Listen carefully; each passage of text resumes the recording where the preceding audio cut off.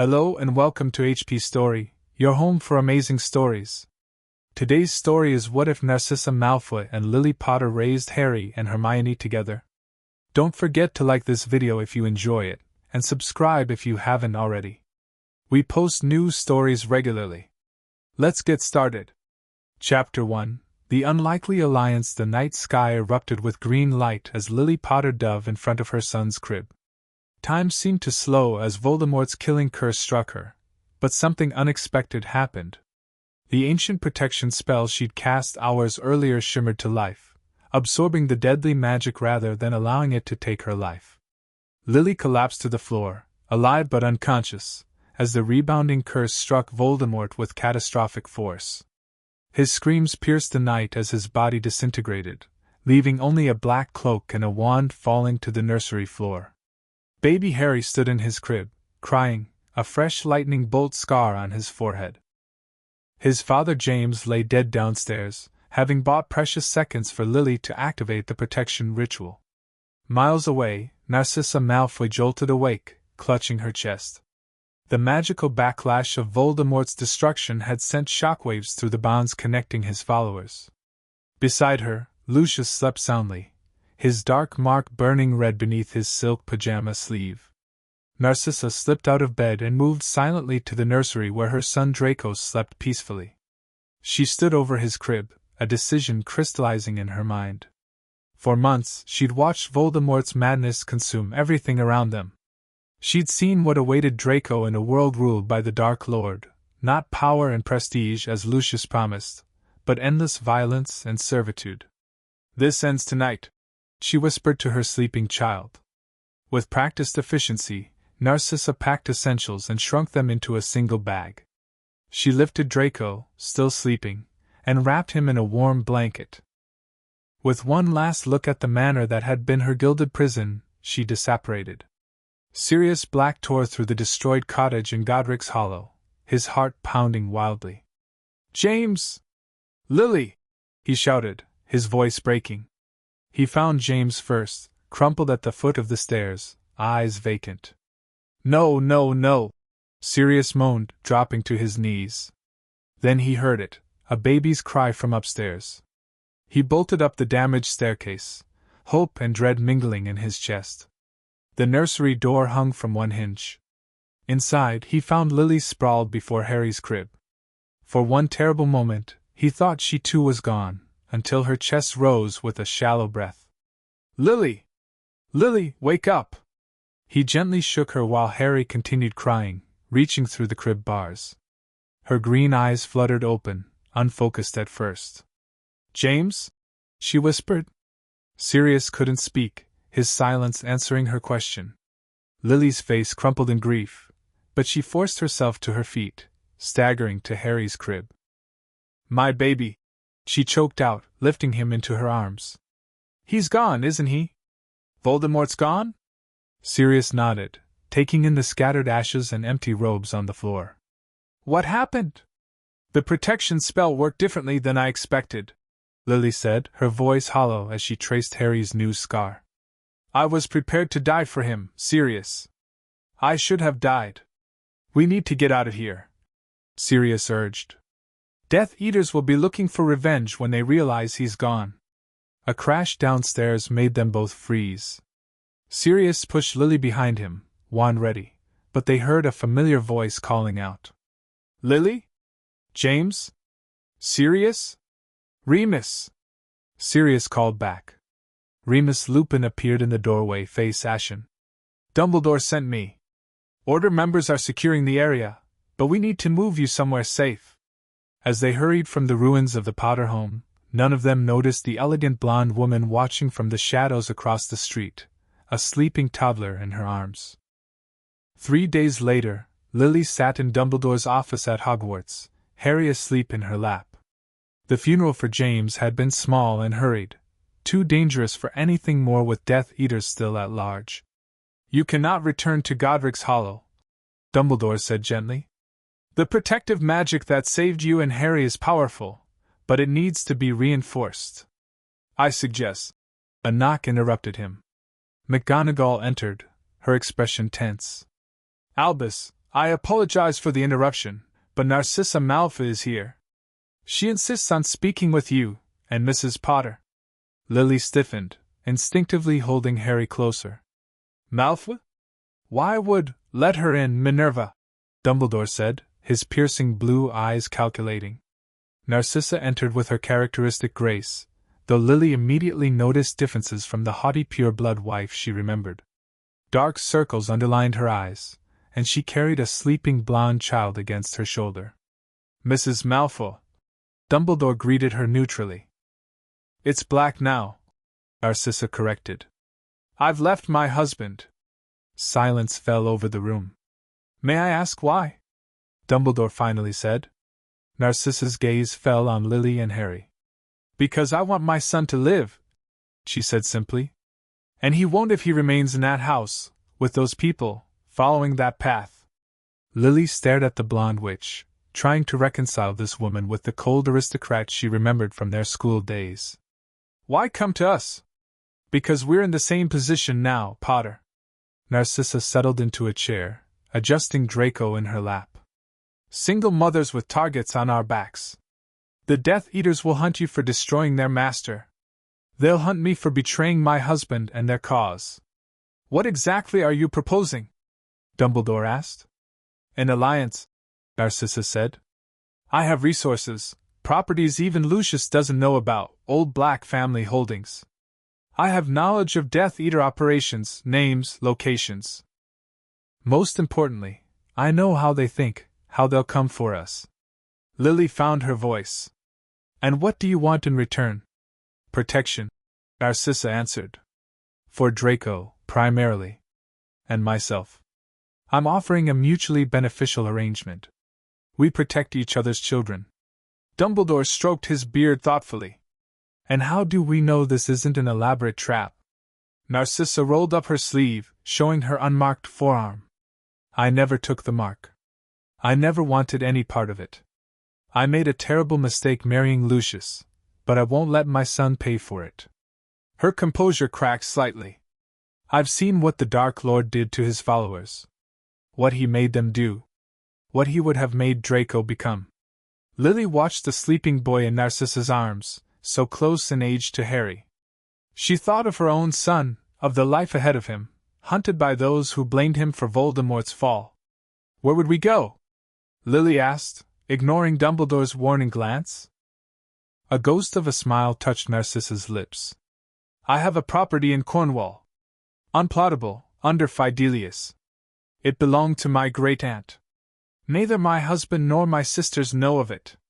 Dumbledore cleared his throat. Lily, perhaps we should discuss this in private before. Why should I trust you? Lily interrupted, addressing Narcissa directly. The blonde witch met her gaze steadily. Because despite what you think of me, I never wanted this war. I never believed in blood purity enough to die for it, or worse, to sacrifice my child for it. She paused. And because I'm willing to swear an unbreakable vow. Even Dumbledore looked surprised at this. To protect Harry as my own, Narcissa continued. If you'll do the same for Draco. Lily's mind raced. Everyone wanted to control where she and Harry went, Dumbledore suggesting blood wards with her Muggle sister, the Ministry offering sterile safe houses. Nobody seemed to understand that Harry needed more than just physical protection. He needed a home. I'll need to think about it, Lily said finally. Narcissa nodded, rising gracefully. I'm staying at the Three Broomsticks under a glamour. I'll await your owl. She turned to leave but paused at the door. For what it's worth, Potter. I am sorry about your husband. After she left, Dumbledore turned to Lily, concern evident. You cannot seriously be considering this. Why not? Lily challenged. She's right, we're in the same position now. She was married to one of Voldemort's inner circle. And she's left him, bringing valuable information and resources. Lily stood, adjusting Harry in her arms. I need options that allow me to raise my son properly, not hide away in the Muggle world or be shuffled between Ministry safe houses. Lily, please consider. I will consider all my options carefully. She cut him off. Including Narcissa's offer. 2 weeks later, Lily stood on a windswept bluff overlooking the Cornish coast, Harry bundled against her chest. Beside her, Narcissa held Draco, pointing her wand at what appeared to be empty space. Refugium Revelium, Narcissa whispered. The air shimmered, and a stone cottage materialized before them. Not small as Lily had expected, but a sprawling 2-story home built from rugged local stone, windows gleaming in the morning light. "Welcome to Blackhaven," Narcissa said. "No one has lived here for 20 years, but the house elves have maintained it." Lily took a tentative step forward, feeling the powerful magical barriers washing over her skin.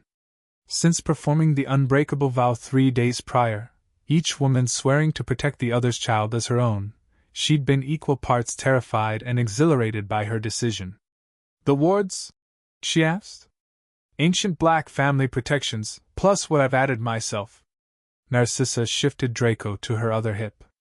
"I've spent years studying protective magic, Potter. It was my specialty before you married Lucius," Lily finished. She'd been learning pieces of Narcissa's story over the past fortnight, how she'd been the brightest of the Black sisters but pushed into marriage rather than a career, how she'd maintained her own research in secret. "Yes, well," Narcissa straightened her shoulders. "The past is done. We focus on now. On them." She nodded to the boys. Inside, the cottage revealed itself as deceptively spacious, with a large kitchen opening to a comfortable living area. Windows faced the sea, filling the space with light. Upstairs, 4 bedrooms branched off a central landing. "This will be your room," Narcissa said, opening a door to a large bedroom with a sitting area. "And Harry's is adjacent. I've had the elves prepare it with a proper crib and monitoring charms." Lily stepped into the bright nursery, painted in soft blues and greens. Nothing like the Gryffindor red she would have chosen, but beautiful nonetheless. "You didn't have to do all this," she said quietly. "We'll be living together for the foreseeable future," Narcissa replied. "It should be comfortable for all of us." She hesitated. "I know this arrangement is unorthodox, but I believe it gives our sons the best chance." Lily nodded, looking down at Harry, who was reaching curiously for a magical mobile of stars and planets that hung over the crib. "So how do we do this?" she asked. "One day at a time," Narcissa said simply. "Starting now." The first weeks were awkward, 2 women from vastly different backgrounds learning to cohabitate while caring for infants and processing their respective traumas. Lily grieved James openly, crying some nights until her throat was raw. Narcissa's grief was quieter, not for Lucius himself, but for the life and family she thought she would have. They developed routines out of necessity. Narcissa took early mornings with both boys, allowing Lily to sleep after her frequent nightmares. Lily handled evenings, giving Narcissa time to strengthen the property's protections and maintain her correspondence network of informants. "We need to discuss finances," Narcissa said one evening as they sat in the living room, the boys playing on a blanket before the fireplace. Lily looked up from her cup of tea. "What about them? I have access to my personal black vault, but Lucius has certainly frozen my access to the Malfoy accounts by now." "I have the Potter vault," Lily said. "James had substantial family money." Narcissa nodded. "We should establish a joint household account. Equal contributions." Lily blinked in surprise. "You'd share an account with a Muggle-born?" A flash of irritation crossed Narcissa's face. "I'd share an account with my son's protector. Besides, I thought we'd agreed to move beyond old prejudices." "Sorry," Lily said quickly. "Old habits. It's just strange to be talking about household budgets with Narcissa Black. Life takes unexpected turns." Narcissa watched as Draco reached for a toy Harry was holding, only for Harry to offer it to him freely. "Look at them. No idea about blood status or family rivalries. And they never will, if I have anything to say about it," Lily said firmly. Narcissa's expression remained neutral, but something shifted in her eyes. "On that, Potter, we are in complete agreement." 6 months into their arrangement, the daily awkwardness had largely faded. The women settled into a partnership born of necessity that was slowly, very slowly, evolving into something like friendship. Malfoy's making moves in the Wisengamot, Lily reported, scanning the Daily Prophet over breakfast. Working to discredit werewolves again. Per Remus. Narcissa poured herself more tea. It's political theater. He's trying to rebuild his image by appealing to moderates who don't like creatures but weren't Death Eater supporters. How's he explaining your absence? According to my sources, he's told everyone I'm at a specialized healing retreat in Switzerland. Narcissa's mouth tightened. Supposedly recovering from complications of Draco's birth. That buys us time. Lily mused. But eventually he'll have to acknowledge I've left him. Narcissa's eyes hardened. By then, our position will be stronger. Later that day, as summer sun streamed through the windows, they watched the boys crawl around the enchanted playpen that prevented them from using accidental magic outside its boundaries. Harry made his stuffed dog fly yesterday, Lily said proudly. Draco turned his mashed peas into butterflies. Narcissa countered with a small smile. Though they still tasted like peas, according to his expression. Lily laughed, then sobered. I've been meaning to ask you something. Narcissa raised an eyebrow in question. Will you teach me? At Narcissa's confused look, Lily clarified. Your kind of magic. The old pure-blood family spells, the protections you know. Surprise flickered across the blonde witch's face. Why would you want to learn those? Because they're powerful, Lily said simply. And because they protected your family for generations. I want every possible tool to protect Harry. They're not all light magic. I know, Lily said quietly. But magic itself isn't dark or light, it's the intention behind it. She met Narcissa's gaze directly. I'd use the darkest spell ever created if it meant keeping my son safe. Something like respect flashed in Narcissa's eyes. Very well, she said. But in exchange, you'll teach me some of your charms work. I've heard you were exceptional. Deal, Lily said, extending her hand. Narcissa hesitated only briefly before shaking it. Their magical exchange began that evening after the boys were asleep.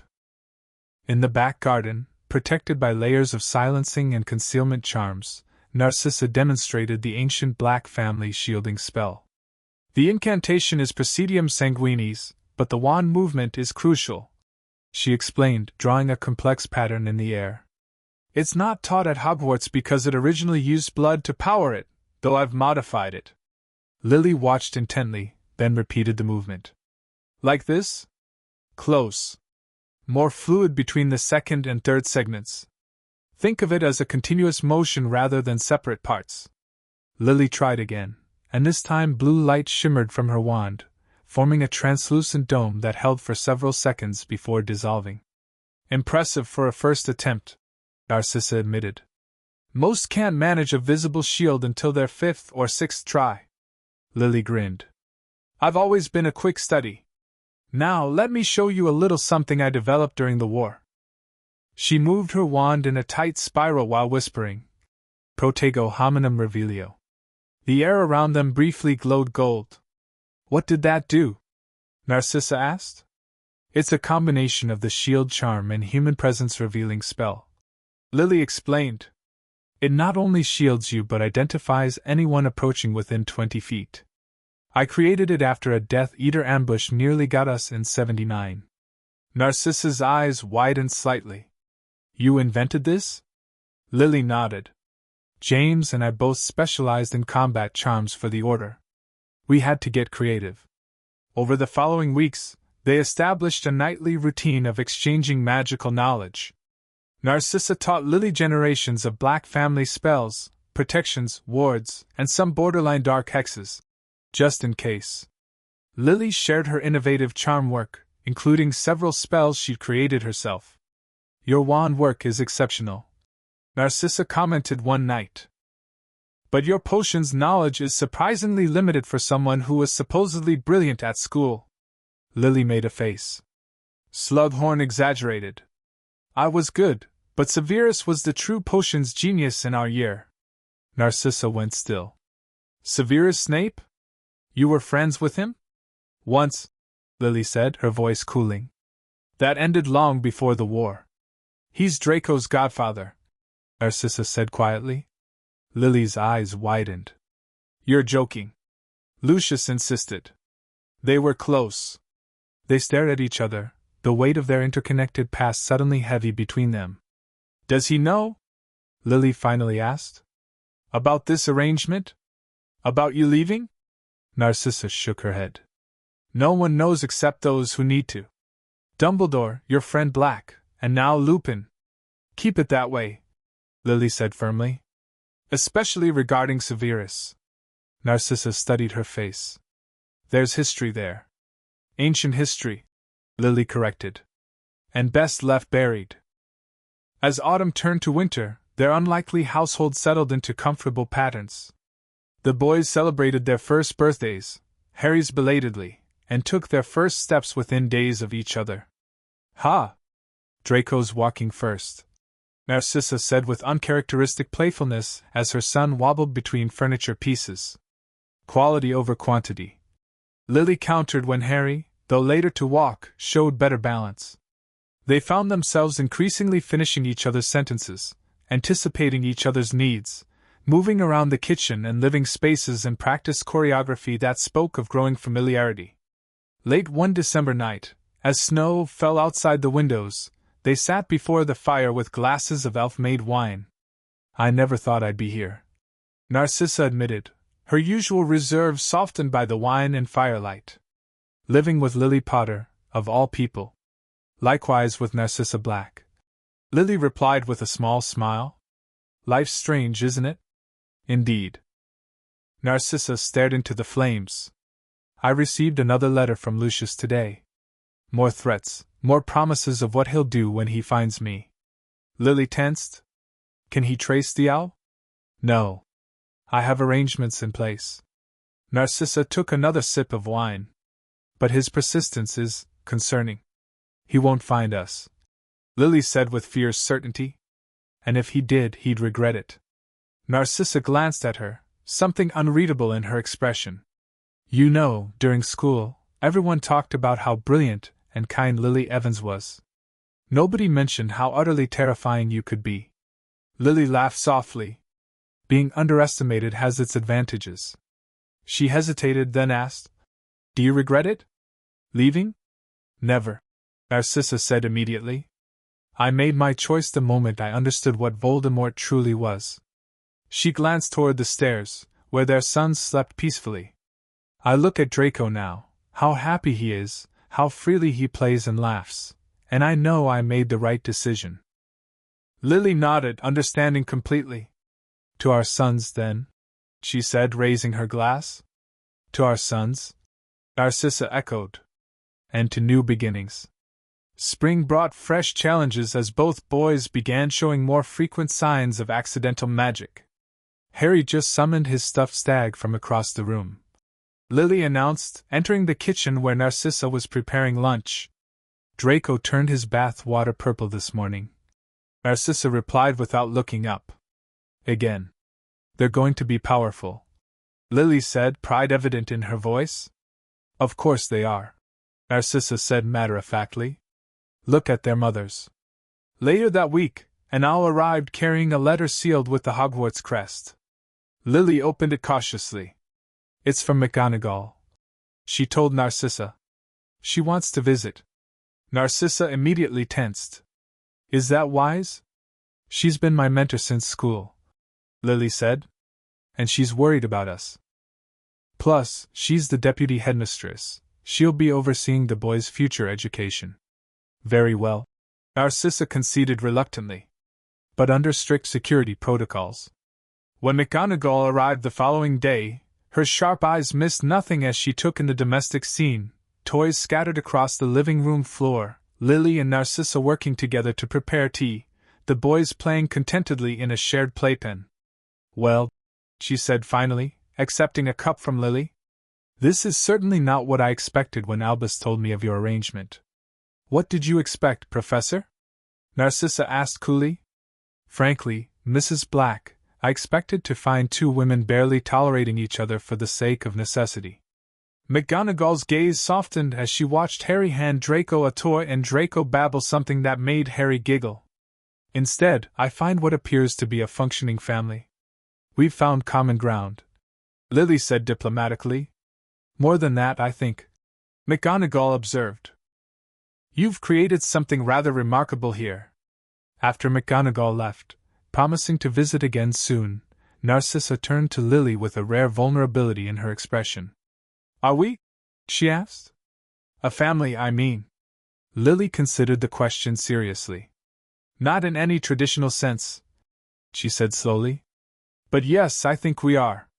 An unconventional one, perhaps, but a family nonetheless. Something in Narcissa's posture relaxed. Good, she said simply. The summer of 1983 brought a significant development. Information from Narcissa's network revealed that Lucius had begun courting a young pureblood witch, apparently moving on from his missing wife. Does that bother you? Lily asked as they walked along the beach below their home, watching the boys toddle ahead, chasing seagulls. That he's replacing me?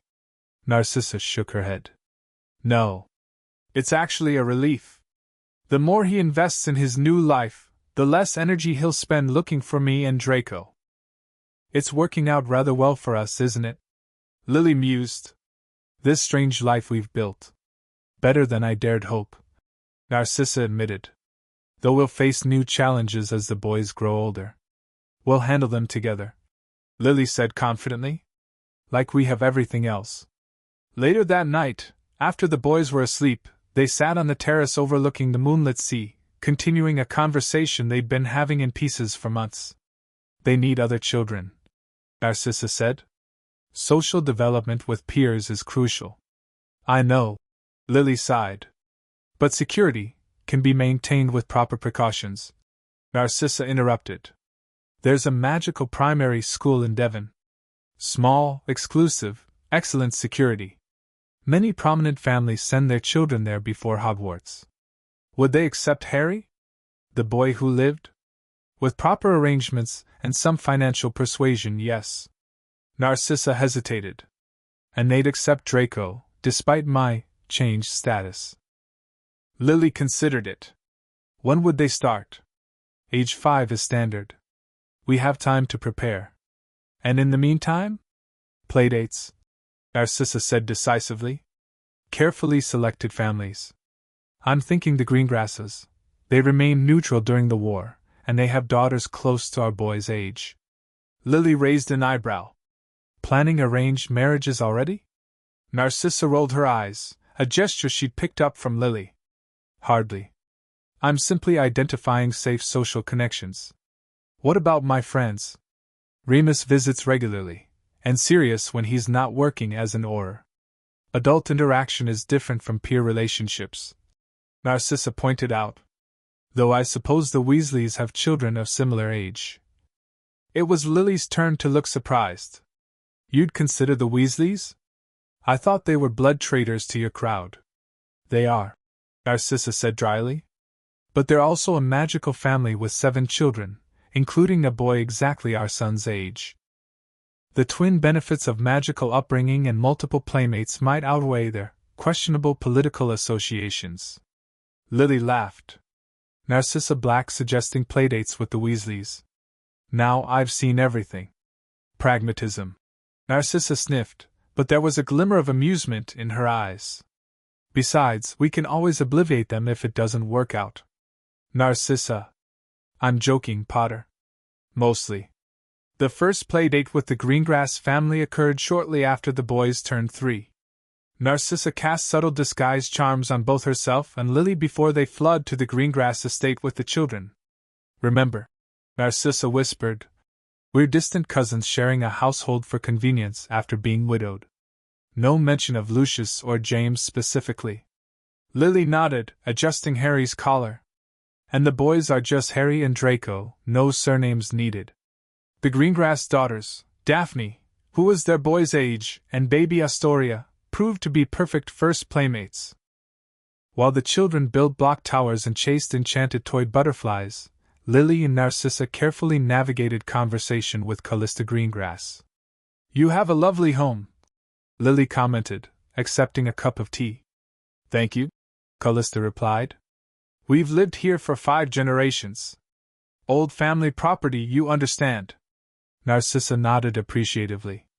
"There's something special about ancestral magic. The protection it offers." "Exactly," Callista agreed. "Though I understand you're living near the coast now. That must be lovely." "It suits our needs," Narcissa said smoothly. "Particularly with active boys who need space to run." The conversation continued pleasantly until a crash from the playroom sent all 3 mothers hurrying in. They found Draco standing beside a shattered vase, looking horrified, while Harry had positioned himself protectively in front of his brother. "He didn't mean to," Harry said immediately. "It was accident magic." Lily and Narcissa exchanged surprised glances, both at Harry's protective stance and his use of the term brother for Draco. "It's perfectly all right," Callista assured them, repairing the vase with a flick of her wand. "Daphne shattered an entire tea set last week. Children this age can't control their magic." On the way home, Lily brought up what had happened. Harry called Draco his brother. Narcissa nodded thoughtfully. "And Draco didn't correct him. Does that bother you?" "No," Narcissa said after a moment. "They're being raised as brothers in all but blood. It makes sense they would see themselves that way. They protected each other." Lily noted. Harry jumping in front of Draco, Draco insisting afterward that Harry didn't do anything when Daphne tried to blame him. "That's good," Narcissa said slowly. "That's exactly what we wanted, isn't it? For them to look out for each other." "It is," Lily agreed, watching the boys walk ahead of them, holding hands as they often did. "I think today was a success. The first of many," Narcissa said with quiet satisfaction. "The visit to the Weasleys proved more chaotic but equally important. Arthur and Molly welcomed them warmly, though with evident curiosity about the strange pair of widowed cousins and their sons. The Weasley brood, Bill, Charlie, Percy, Fred, George, Ron, and baby Ginny, overwhelmed the boys initially. Harry adapted quickly, jumping into a game of exploding snap with the twins, while Draco hung back, observing carefully before allowing Ron to show him a collection of chocolate frog cards. "They're so different," Molly commented to Lily as they watched from the kitchen. "Your Harry jumps right in, while Draco takes his time. They balance each other," Lily replied, smiling as Draco finally relaxed enough to laugh at something Ron said. "Harry encourages Draco to be more adventurous, and Draco teaches Harry patience. Like their mothers, perhaps?" Molly suggested with surprising insight. Lily glanced at Narcissa, who was engaged in polite but reserved conversation with Arthur about ministry politics. "Perhaps so." By the end of the visit, both boys had made connections with the Weasley children, particularly Ron, who was exactly their age. As they prepared to leave, Harry turned to Lily with pleading eyes. "Can we come back? Ron's going to teach us to play Quidditch next time." "If Mrs. Weasley invites us, certainly," Lily promised, catching Molly's enthusiastic nod. "Draco?" Narcissa asked quietly. "Did you enjoy yourself?" Draco considered the question with characteristic thoughtfulness. "They're very loud," he said finally. "But nice. And they have a ghoul in their attic." "Fascinating," Narcissa murmured, somehow keeping a straight face. Later, as they tucked the exhausted boys into bed, Lily noticed something that made her smile. "Look," she whispered to Narcissa. "Harry's clutching that little dragon figure Charlie gave him, and Draco's holding onto the chocolate frog card Ron traded him. They made friends," Narcissa observed, satisfaction evident in her voice. "Real connections outside our little world." "It's a good start," Lily agreed. As the boys approached their 4th birthdays, their distinct personalities had fully emerged. Harry was energetic, intuitive, and fiercely loyal, while Draco showed analytical thinking, careful observation, and surprising creativity. "Draco's drawn another magical creature," Narcissa called one afternoon, holding up a detailed sketch of what appeared to be a hippogriff. His third this week. Harry's built a fortress out of every pillow and blanket in the house, Lily replied from the doorway where she watched her son directing Draco on proper structural support techniques. Their playdates had expanded to include regular visits with both the Greengrasses and Weasleys, as well as occasional meetings with other carefully vetted families. The boys were thriving, developing social skills and magical awareness that would serve them well in the future. Then came the news that changed everything. An owl arrived late one summer evening, bearing a letter with the ministry's seal. Narcissa read it with growing paleness. "What is it?" Lily asked, immediately concerned. "Death Eater attack," Narcissa said, her voice tight. "In London. Muggle neighborhood." Lily felt her blood run cold. The attacks had decreased dramatically over the years, but occasionally Voldemort's former followers still struck, usually when they'd found a target of significance. "Who?" she asked. "Dentists," Narcissa said, scanning the letter. "The Grangers. Both killed." She looked up, meeting Lily's gaze. "They had a daughter. She survived, showed signs of accidental magic during the attack that protected her. She's magical, Lily. That's why they were targeted." Lily closed her eyes briefly. "How old?" "4. Same as our boys." They were quiet for a long moment, both thinking the same thing. "What will happen to her?" Lily finally asked. "Ministry's placing her with Muggle relatives temporarily while they assess options." Narcissa hesitated. "The letter came because they found evidence this was specifically Lucius's doing. A message to me, perhaps, though they don't know that." Lily stood abruptly. "We need to see Dumbledore. Now." Albus Dumbledore listened gravely as they explained their request in his office at Hogwarts. "You wish to adopt the Granger child," he summarized. "A Muggle-born whose parents were just murdered by Death Eaters, potentially on Lucius Malfoy's orders." "Yes," Lily said firmly. "May I ask why?" Narcissa answered before Lily could. "Because no one else will understand what she's lost or what she needs. No one else can protect her as we can." Dumbledore studied them over his half-moon spectacles. "You've formed quite the partnership, haven't you? Far beyond what I anticipated when you first approached me." "We've become a family," Lily said simply. "And we have room for one more. The Ministry will have questions. The magical guardian of a Muggle-born child is traditionally the Hogwarts headmaster until they begin school. Then assign guardianship to us," Narcissa suggested. "You have that authority." Dumbledore stroked his beard thoughtfully. "It would be unusual, but perhaps appropriate, given the circumstances." He looked between them. "You understand that adding another child to your household potentially increases your visibility? The risk?" "We've discussed it," Lily confirmed. "We're prepared." "Very well," Dumbledore said finally.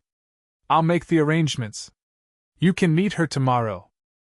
Hermione Granger was tiny for her age, with bushy brown hair and intelligent brown eyes that seemed too old for her young face.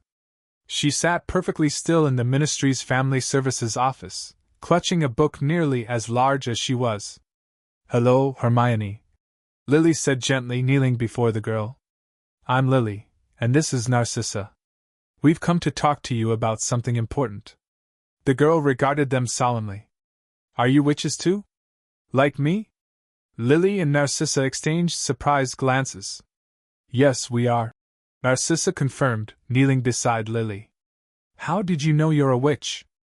"I made things happen," Hermione said matter-of-factly. "When I wanted books from high shelves, they'd float down. Mummy and Daddy said I was special." Her voice caught on the last word, and for a moment, grief overwhelmed her practiced composure. "You are special," Lily assured her, resisting the urge to gather the child into her arms. "Very special." "The bad men came because I'm a witch," Hermione whispered. "I heard them say so." "The bad men came because they're cruel and wrong," Narcissa said firmly. "Not because of anything you did or are." Hermione studied Narcissa's face. "You talk like them. The bad men. All proper." Narcissa didn't flinch from the observation. I grew up in their world, she said honestly. But I left it because I didn't believe what they believed. What did they believe? That people like you and Lily shouldn't be witches. But they're wrong, Hermione. Magic chooses who it chooses, and it chose you because you're worthy of it. Hermione considered this, then turned to Lily. Why are you here? We wanted to meet you. Lily explained. We have 2 boys at home, the same age as you. Harry and Draco. We hoped you might want to come live with us. Forever? Hermione asked.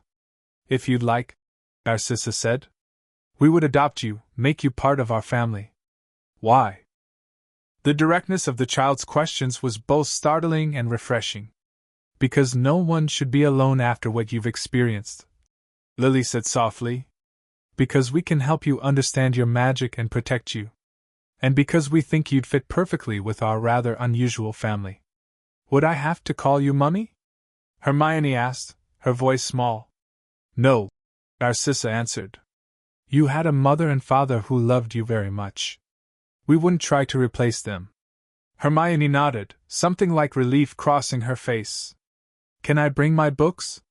All of them, Lily promised. And can I still go to school? I'm supposed to start proper school this autumn. We have plans for that, Narcissa assured her. A special school where magical children learn before Hogwarts. Hermione's eyes widened. Hogwarts? What's that? Lily smiled. A magical school where you'll go when you're 11. Where we went, and where Harry and Draco will go too. Oh. Hermione thought for a moment, then nodded decisively. I'll come with you then. To meet Harry and Draco. Wonderful, Lily said warmly. They're very excited to meet you. As they left the ministry with Hermione between them, holding each of their hands, Lily caught Narcissa's eye over the child's head. The blonde which gave her a small, genuine smile, one of those rare expressions that transformed her usually guarded features. They'd made the right choice. They both knew it. Introducing Hermione to the boys went better than either woman had dared hope. Initially shy, Hermione blossomed when Harry immediately offered to show her his collection of magical storybooks, while Draco solemnly presented her with a drawing he made specially for her arrival. Is that a unicorn? She asked, examining the detailed sketch. Yes, Draco said proudly. Mother says they're real, and we might see one someday in the forest near our house. Hermione's eyes grew wide. Real unicorns? And dragons too? All of it's real, Harry assured her excitedly. Magic is brilliant. Within days, the 3 children were inseparable. Hermione's grief remained, manifesting in nightmares and occasional withdrawn silence. But the boys seemed instinctively to understand when to engage her and when to give her space. They're good with her, Narcissa observed one evening as they watched the children playing an elaborate game of their own invention in the garden. They're good together, Lily corrected. Look how Hermione's organized their game with clear rules, how Harry makes sure everyone has fun, and how Draco remembers all the details of their made-up world. They complement each other, Narcissa agreed. Though I worry about Hermione's healing. Magical children are resilient, but what she experienced. We'll get her whatever help she needs, Lily said firmly. And we'll make sure she knows her parents are still part of her, even if they're gone. The formal adoption took place a month later in Dumbledore's office, with a ministry official present to record the magical binding. As they completed the ritual that would make Hermione legally their daughter, a soft, golden light enveloped the child, connecting her to both Lily and Narcissa. The magic recognizes your intention, Dumbledore explained, his eyes twinkling. It sees that you will care for her as your own. Always, Lily promised, embracing Hermione gently. Always, Narcissa echoed, placing a hand on the girl's shoulder. As they returned home that evening, their family now officially 3 children and 2 mothers, Narcissa paused at the doorway. What are you thinking? Lily asked. That I never imagined this life, Narcissa admitted. But I wouldn't trade it for anything. Lily squeezed her hand briefly. Neither would I. The years that followed brought new rhythms to their household. All three children began attending the small magical primary school in Devon, where they learned basic magical theory alongside standard subjects like mathematics and literature. Hermione's top of the class again, Lily reported after a parent-teacher conference. And Harry's excelling in practical demonstrations. Draco's showing particular aptitude for astronomy and herbology, Narcissa added. Though his teacher mentioned he could be more patient with peers who don't catch on as quickly. Wonder where he gets that from, Lily teased. Narcissa rolled her eyes but didn't deny it. We should consider additional tutoring in areas of their specific talents. Agreed. And what about flying lessons? The boys have been begging, and I think even Hermione's curious, though she'd never admit it. We could set up a safe flying area behind the house, Narcissa considered. With proper protective enchantments. Their co-parenting had evolved into a seamless partnership. Where once they'd carefully divided responsibilities, now they moved fluidly between roles, Narcissa helping Harry with his reading, Lily guiding Draco through potion basics, both of them taking turns answering Hermione's endless questions. As the children grew, so did the depth of connection between their mothers. Years of shared experiences, midnight conversations, and mutual protection had forged a bond neither woman had anticipated. They'd become not just co-parents or even friends, but family in the truest sense. The summer before the children turned 9 brought a significant change.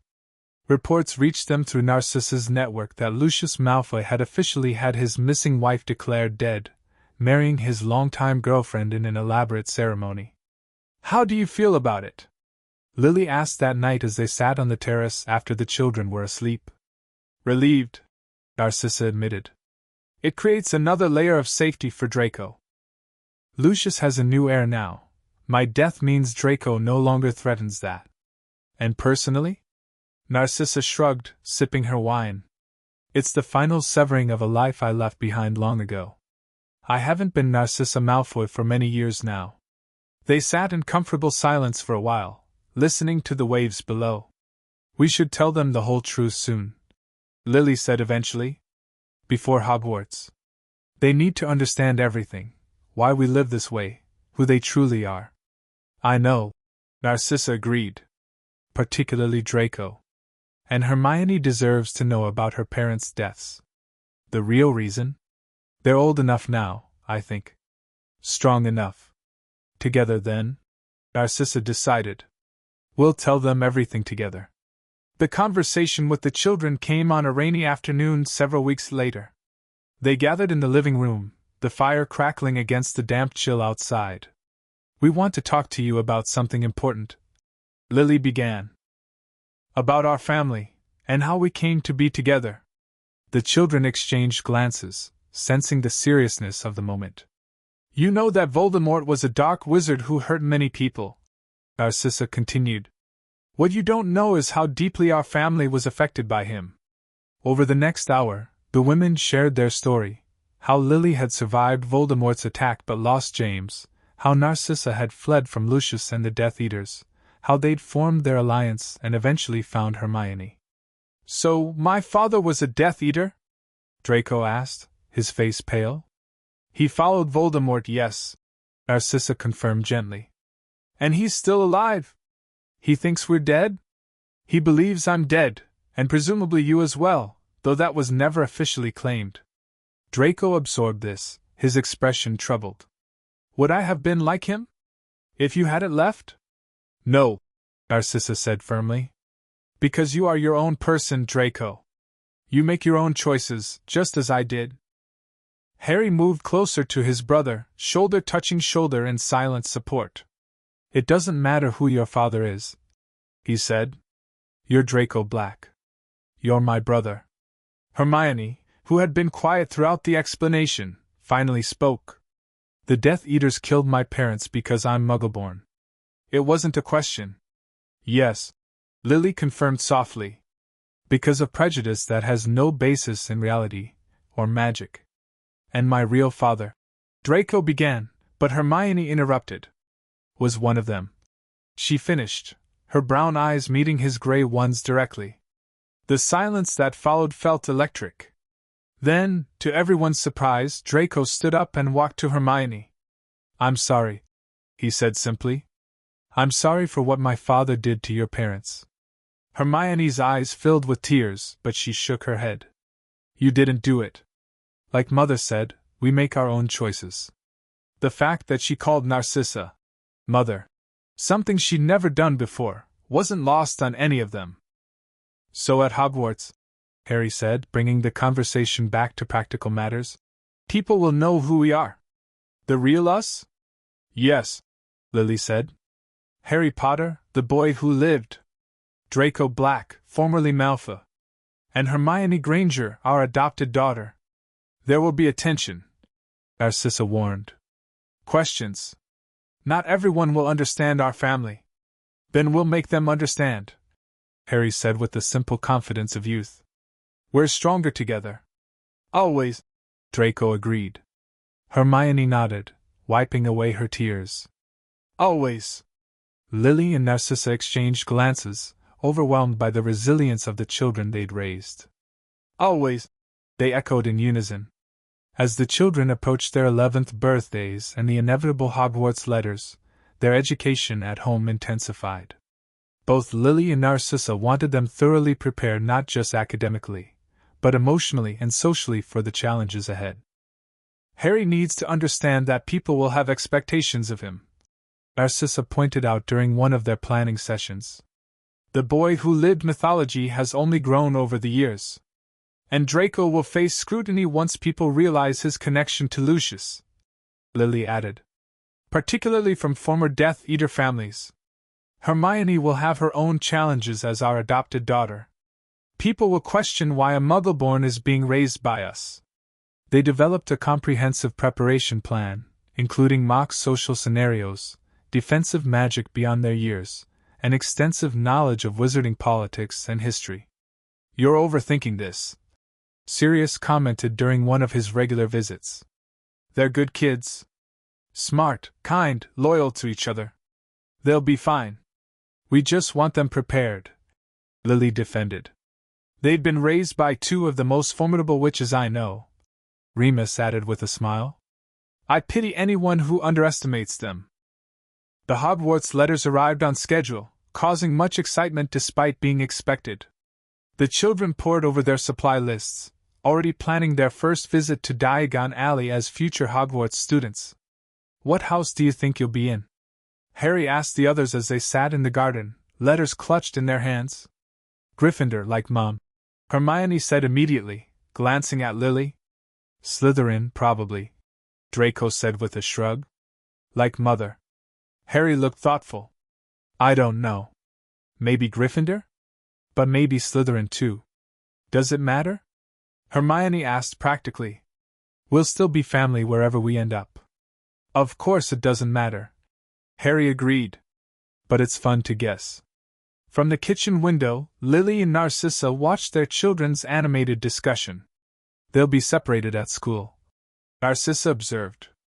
"Different houses, different dormitories, different schedules. But they'll always come back to each other," Lily said confidently. "That's what family does. What we've taught them to do," Narcissa corrected with a small smile. "Perhaps the most important lesson of all." Their planned trip to Diagon Alley represented a significant moment, the first time they would appear publicly as a family without disguises or pretense. After years of careful anonymity, they were stepping into the light. "Are you sure about this?" Narcissa asked the night before. "It will change everything." Lily nodded. "They deserve to start Hogwarts as themselves, without secrets. And we've prepared for this. Then tomorrow, we introduce the wizarding world to the Potter Black family," Narcissa said, raising her teacup in a mock toast. Lily smiled, clinking her cup against Narcissa's. Merlin helped them all. The morning of their Diagon Alley trip dawned bright and clear. The children were up early, too excited to sleep, while Lily and Narcissa reviewed their security precautions one last time.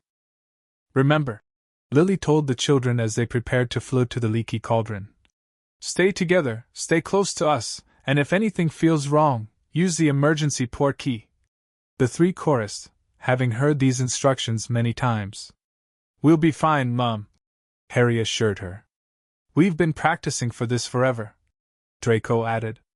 "And we know how to handle ourselves," Hermione finished. Narcissa straightened Draco's collar, a rare display of maternal fussing. "Just be yourselves," she said softly.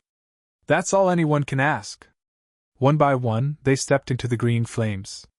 Narcissa went first, then the children, with Lily following last to ensure everyone made it safely. The leaky cauldron fell silent as they materialized, recognition dawning on faces throughout the pub. "That's Lily Potter," someone whispered. "And Narcissa Black," added another voice. "Is that Harry Potter? The boy who lived?" Lily stepped forward, her arm around Harry's shoulders. "Good morning, Tom," she greeted the barkeeper calmly. "Just passing through to Diagon Alley. School shopping, you know." Tom's stunned expression gave way to a warm smile. "Of course, Mrs. Potter. Right this way." As they moved through the pub toward the back entrance, Narcissa kept Draco and Hermione close, her posture regal despite the whispers and stares. They reached the brick wall without incident, though every eye in the establishment followed them. "Well," Narcissa murmured as Lily tapped the pattern to open the archway. "That went as expected. The hard part's yet to come," Lily replied under her breath. Diagon Alley stretched before them, crowded with families doing their own Hogwarts shopping. For a moment, they stood united at the threshold, the 2 mothers and 3 children who had created a family against all odds. "Ready?" Lily asked, looking at each of them in turn. 3 young heads nodded determinedly. Narcissa's hand found Lily's, squeezing briefly in solidarity. "Then let's go," Narcissa said, her voice steady. "Together." As they stepped into Diagon Alley, heads held high, their unlikely family moving as one into the wizarding world they'd helped reshape through love, loyalty, and the courage to choose their own path. Chapter 2: The Sorting Hat's Dilemma. The final week before September 1st turned Black Haven into a whirlwind of activity. Trunks lay open in every bedroom, gradually filling with robes, books, and supplies from their Diagon Alley expedition. The children spent hours comparing wands and practicing basic spells, despite Lily's half-hearted reminders about underage magic restrictions. "Those technically don't apply until after you've started school," Narcissa pointed out with a sly smile when Lily caught Harry levitating his socks into his trunk. "You're a terrible influence," Lily replied, though her eyes sparkled with amusement. On the morning of August 31st, Lily entered the kitchen to find Narcissa already there, staring out the window toward the sea, a cup of tea cooling untouched in her hands. "Couldn't sleep either?" Lily asked, pouring her own cup. Narcissa didn't turn. "I've been thinking about tomorrow. How everything changes." "They'll be fine," Lily said, though the reassurance sounded hollow even to her own ears. "We've prepared them as well as we can. It's not just about preparation." Narcissa finally faced her, unusual vulnerability in her expression. "For 10 years, we've controlled their environment, chosen their friends, monitored every interaction. Tomorrow they step into a world where we can't protect them." Lily leaned against the counter beside her. "That's parenthood though, isn't it? Eventually, we have to let them fly on their own." "I suppose." Narcissa took a sip of her cold tea and grimaced. "I just never expected to feel this anxious about it." "The great Narcissa Black, admitting to anxiety?" Lily teased gently. "Will wonders never cease?" "Oh, shut up, Potter."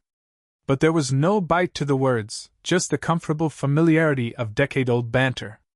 A crash from upstairs followed by muffled arguing interrupted their moment. "And so it begins."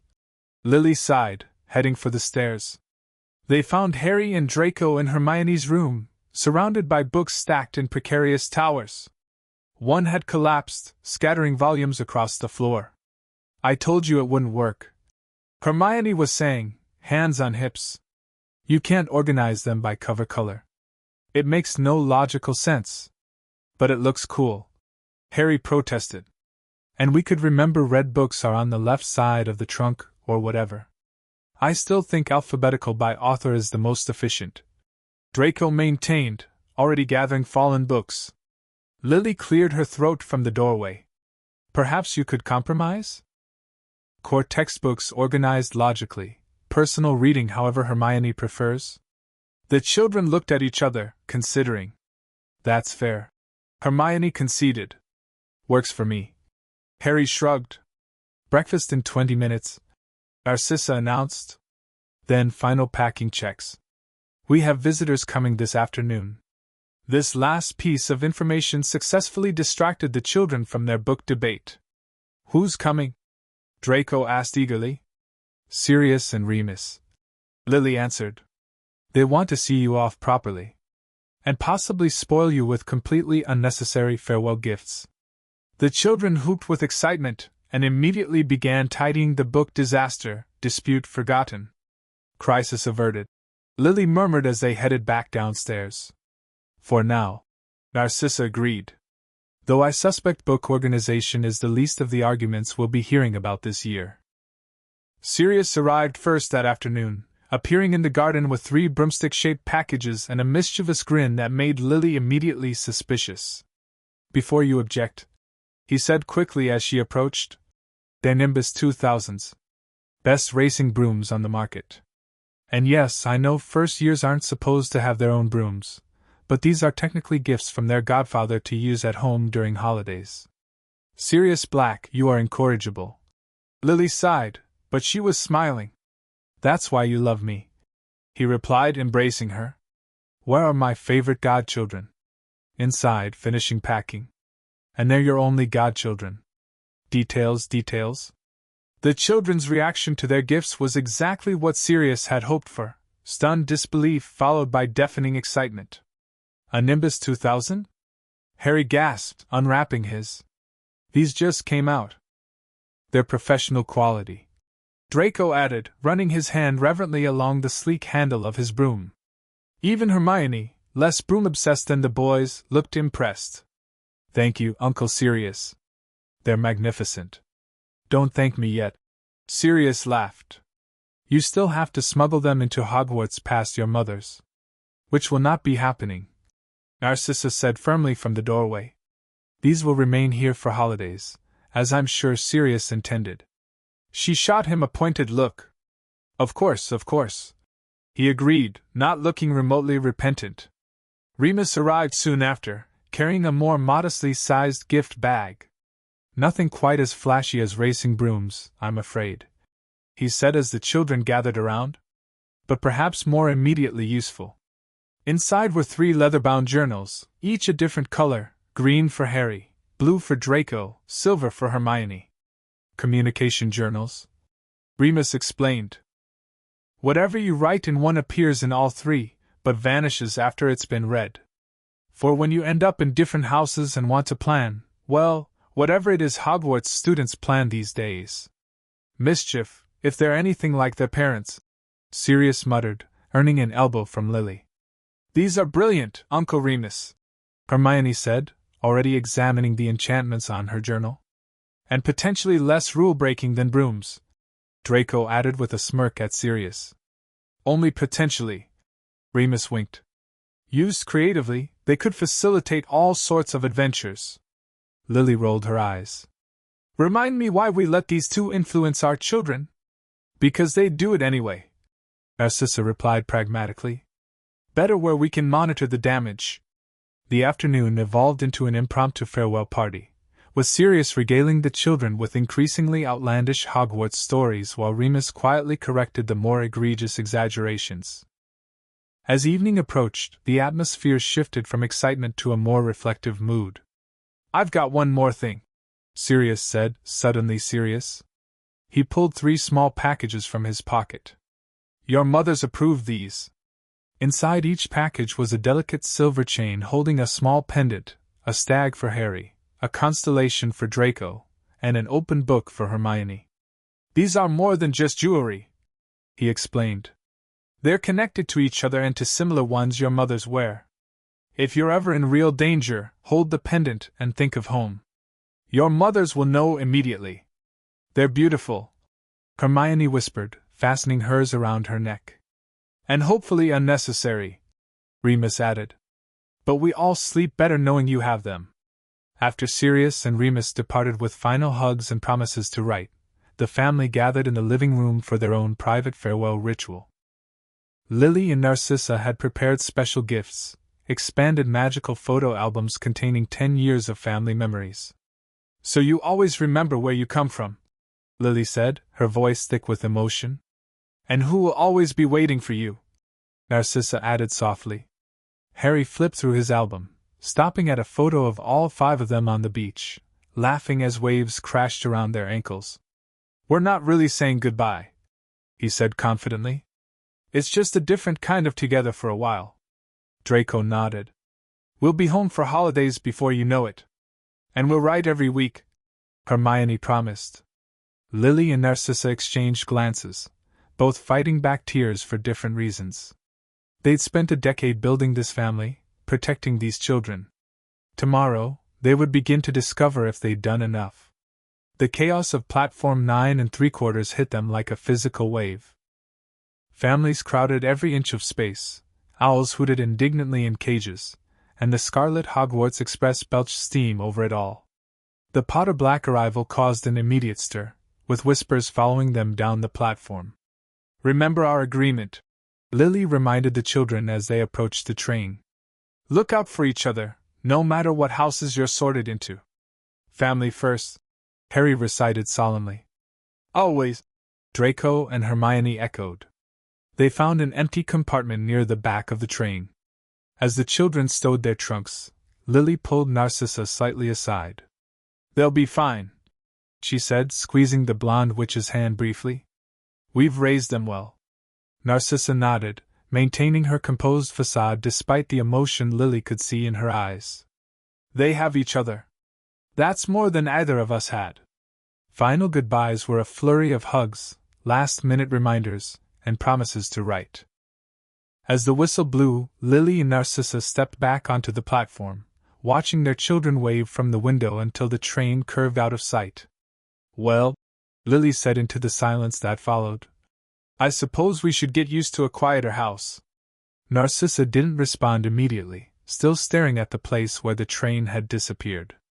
"Do you think we did enough?" she finally asked, voicing the fear that had haunted them both. "We did everything we could," Lily answered honestly. "Now it's up to them." In their compartment, the 3 children settled in for the journey, excitement mingling with nervous anticipation. "So this is it," Harry said, grinning at the others. "We're finally going to Hogwarts. After only hearing about it our entire lives," Draco drawled, though his eyes betrayed his own excitement. Hermione already had a book open. Hogwarts, a history, though she'd read it cover to cover at least 5 times. "I wonder what the sorting will really be like," she mused. "Mom and Mother never gave us straight answers. Uncle Sirius said we have to wrestle a troll," Harry offered. "Uncle Sirius also said Dumbledore does cartwheels at the welcoming feast," Draco pointed out dryly. "I wouldn't trust his information." Their discussion was interrupted by a knock on the compartment door. A round-faced boy peered in anxiously. "Sorry to bother you, but have you seen a toad? Mine's gone missing again." "No toads here," Harry replied. "But we can help you look if you want." The boy's face brightened. "Would you? Gran will kill me if I lose him on the first day. I'm Neville, by the way. Neville Longbottom." The name caused all 3 to exchange quick glances. They knew about the Longbottoms from their mother's stories. Frank and Alice had been tortured into insanity by Death Eaters shortly after Voldemort's fall. "I'm Harry," Harry said, standing and offering his hand. "These are my siblings, Draco and Hermione." Neville's eyes widened slightly as he shook Harry's hand. "Harry Potter? And siblings? It's a long story," Hermione said, closing her book. "We'll tell you while we look for your toad." They split up to search different sections of the train, Harry and Neville taking the front carriages, while Draco and Hermione headed toward the back. As they walked, Hermione explained their unusual family situation in the simplified version they practiced. "So your mothers raised you together after the war?" Neville asked Harry, sounding fascinated. "That's brilliant. It's just normal for us." Harry shrugged. "But yeah, I guess it's not exactly typical. They continued their search, meeting other first years along the way. Most reacted with varying degrees of surprise to Harry's identity and their family arrangement, but Neville's easy acceptance set a positive tone. Trevor's probably hiding under a seat somewhere. Neville sighed as they regrouped without the toad. He'll turn up eventually. Thanks for helping anyway. You're welcome to join us, Harry offered, gesturing back toward their compartment. As they settled back in with Neville, the conversation turned to houses and sorting. My gran expects me to be in Gryffindor like my dad, Neville said, looking nervous. But I'm not brave at all. I'll probably end up in Hufflepuff. Hufflepuff would be lucky to have you, Hermione said firmly. Our mothers always said Hufflepuffs make the most loyal friends and steadiest allies. What houses do you think you'll be in? Neville asked. Harry and Draco exchanged glances. Our mothers were in different houses, Harry explained. Mum in Gryffindor, Mother in Slytherin. So we could end up anywhere, really. Though Mother thinks I'm destined for Slytherin, Draco added. Says I've got the ambition and cunning for it. And Mum's convinced I'll be Gryffindor, Harry said. But honestly, I wouldn't mind any house. Even Slytherin? Neville looked surprised. With their reputation? Our mother was Slytherin, Hermione pointed out. And she's brilliant and brave and kind. Houses don't define people, people define their houses. Before Neville could respond, the compartment door slid open again. A tall, red-headed boy stood in the doorway, already wearing his Hogwarts robes. There you are, he exclaimed. I've been looking all over. Didn't you get my letters about meeting on the train? Ron. Harry jumped up with a grin. Sorry, we've been helping Neville find his toad. Come in. Ron Weasley squeezed into the increasingly crowded compartment, greeting Draco and Hermione warmly before being introduced to Neville. Letters? Hermione asked, looking confused. I sent 3 L's last week about meeting up. Ron explained. None of them came back, so I figured you got them. Draco frowned. We didn't receive any. That's strange. Maybe they got lost? Harry suggested. Happens sometimes. But Hermione and Draco exchanged concerned glances. Their magical post had never gone missing before. Their home had too many protective enchantments for ordinary delivery problems. The arrival of the food trolley temporarily distracted them, with Harry purchasing an assortment of treats for everyone to share.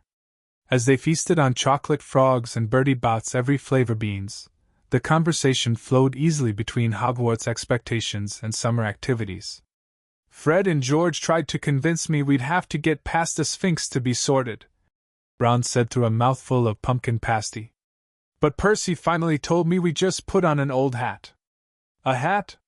Neville looked relieved. That doesn't sound too bad. The sorting hat reads your mind and puts you where you belong, Draco explained. It's been doing it since the Founder's time. The compartment door slid open yet again, revealing a pale boy flanked by 2 larger students. The newcomer's eyes swept the compartment, narrowing slightly as they landed on Draco. I heard Harry Potter was in this compartment, the boy said, his gaze shifting to Harry. Is that you? Harry nodded cautiously. Yes. And you are? Not. Theodore not. The boy's eyes returned to Draco. And you must be the black boy. Former Malfoy, aren't you? My father's mentioned you. The temperature in the compartment seemed to drop several degrees. Draco straightened, his expression carefully neutral. That's right. Draco Black. Interesting company you keep. Not commented, glancing dismissively at the others. A Weasley, Longbottom, and... His eyes landed on Hermione. You must be the Muggle-born they adopted. Quite the collection. Harry stood, his friendly demeanor vanishing. Did you want something specific, not? Or just to make observations about my family? Not smirked slightly. Just introducing myself, Potter. It's important to know who's who at Hogwarts. Some wizarding families are better than others, after all. I could help you figure that out. I think we can figure it out for ourselves, Draco said coldly, also standing. But thanks for the demonstration of exactly who to avoid. Not Smirk faltered. You'll regret that attitude, Black. Both of you will. With a final contemptuous look, he retreated, his bodyguards following. Well, that was pleasant, Hermione commented into the silence that followed. Theo not, Ron spat. His father's a Death Eater who wriggled out of Azkaban. Claimed he was under the Imperius curse. We know, Draco said quietly. He was friends with my biological father. An uncomfortable silence fell until Neville unexpectedly spoke up. My Gran says the children aren't responsible for their parents' choices.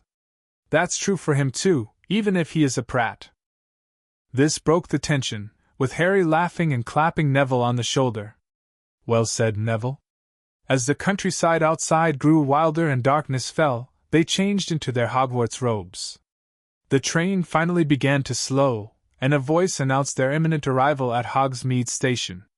This is it, Harry said, looking at his siblings with excitement tinged with nervousness. Ready? As we'll ever be, Draco replied, straightening his already immaculate robes. Hermione took a deep breath. Together, remember? No matter what happens with the sorting. Together, Harry agreed firmly. Always. The boat ride across the lake provided their first breathtaking view of Hogwarts Castle, its windows blazing with golden light against the night sky. Harry, Draco, and Hermione shared a boat with Neville, all four rendered speechless by the magnificent sight. It's even better than they described, Hermione whispered, her academic enthusiasm momentarily overcome by simple wonder. As they approached the castle's massive oak doors, Harry felt a curious mixture of emotions. This place featured prominently in his mother's stories, where they had learned magic, formed lifelong friendships, and in Lily's case, fallen in love with his father. Now it would be his turn to write his own Hogwarts story. Professor McGonagall greeted them in the entrance hall, her stern gaze softening almost imperceptibly when it landed on Harry, Draco, and Hermione. She had visited Blackhaven regularly throughout their childhood, becoming a beloved if somewhat intimidating presence in their lives. Welcome to Hogwarts, she announced to the assembled first years before explaining the house system and sorting procedure. As they waited for her return, nervous whispers broke out among the students. Harry caught fragments of conversations speculating about him, the boy who lived, and occasionally about the strange family situation he had. Ignore them, Draco murmured beside him. They don't know anything about us. Yet, Hermione added pragmatically. Though they'll certainly try to find out. McGonagall returned and led them into the Great Hall, where hundreds of students watched their procession between the long house tables. The enchanted ceiling above showed a clear, star-strewn sky that made Hermione gasp with delight despite having read all about it. The Sorting Hat sat on a stool at the front of the hall. After singing its song about the four houses and their qualities, the sorting began with Abbot Hannah being sent to Hufflepuff. Black Draco, McGonagall called, causing a ripple of whispers. Draco squeezed Harry's arm briefly before stepping forward with characteristic composure. The hat settled over his platinum blonde hair, covering his eyes. Nearly a minute passed, a surprisingly long time compared to the previous sortings. Finally, the hat shouted, Slytherin! Draco removed the hat, his expression showing a mixture of satisfaction and something more complex. He caught Harry and Hermione's eyes as he headed toward the Slytherin table, giving them a small nod of reassurance. The sorting continued, with Hermione being called shortly after. Granger, Hermione. She walked forward with determined steps, though Harry could see her hands shaking slightly. The hat took even longer with her than it had with Draco, nearly 2 minutes of silent deliberation before declaring, Ravenclaw. Hermione's face broke into a relieved smile as she placed the hat back on the stool. She glanced significantly at Harry before joining the Ravenclaw table, where students were politely applauding. Neville went to Gryffindor after another lengthy deliberation, surprising himself most of all. Theodore Nott joined Draco in Slytherin, sitting deliberately distant from him with a contemptuous look. When Potter Harry was called, the hall fell utterly silent.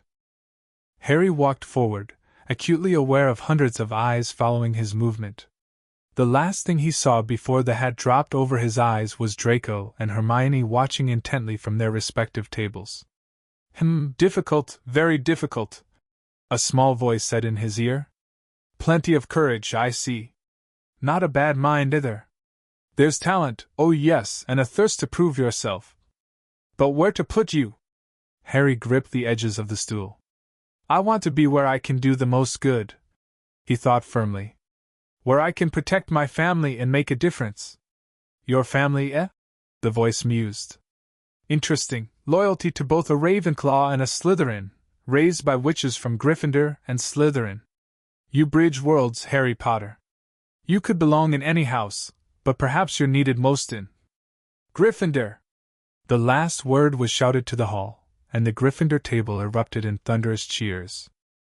Harry removed the hat, grinning despite a slight pang of disappointment at being separated from both his siblings. He caught their eyes again as he headed toward the Gryffindor table. Draco gave him a small salute, while Hermione beamed and mouthed, "Well done!" Ron joined him in Gryffindor minutes later, sliding onto the bench beside him with obvious relief. "Brilliant!" Ron exclaimed. "I was worried we'd all end up split up, but at least you and me are together. And Neville too!" Harry nodded, trying to focus on the positives. 3 different houses isn't so bad. We expected it might happen. Your mothers will be thrilled, Neville commented from across the table. 1 in each of their houses, plus Ravenclaw. You've got the bases covered. After the sorting concluded and Dumbledore delivered a few eccentric opening remarks, the feast appeared on golden plates. Harry ate enthusiastically while fielding curious questions from his new housemates. "So you really grew up with Narcissa Black?" Seamus Finnegan asked. "Wasn't she married to that Death Eater bloke?" "She left him when I was a baby," Harry explained patiently. "She and my mum raised us together.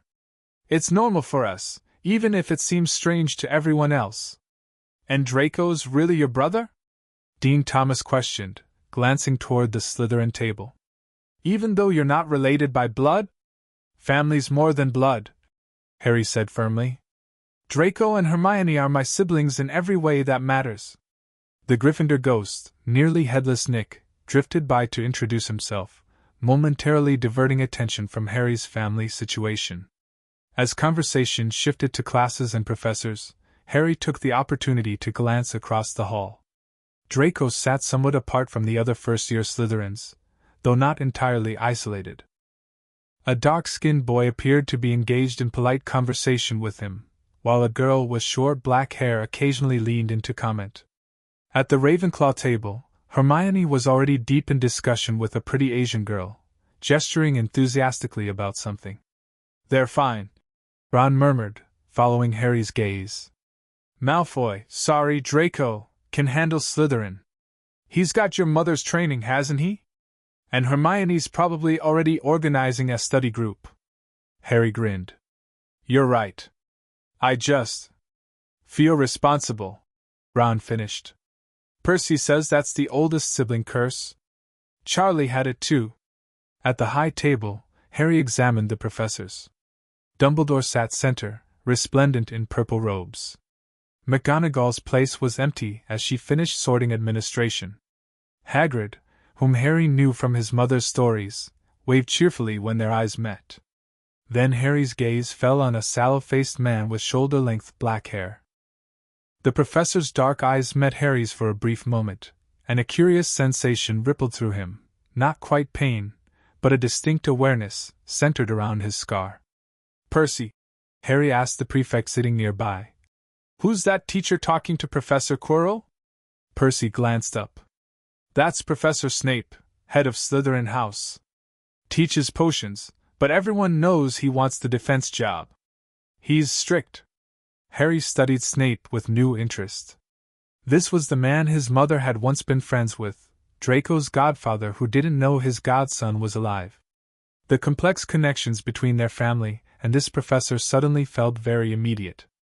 After dessert, Dumbledore rose again to deliver announcements, including a curious warning about the forbidden third-floor corridor on the right-hand side.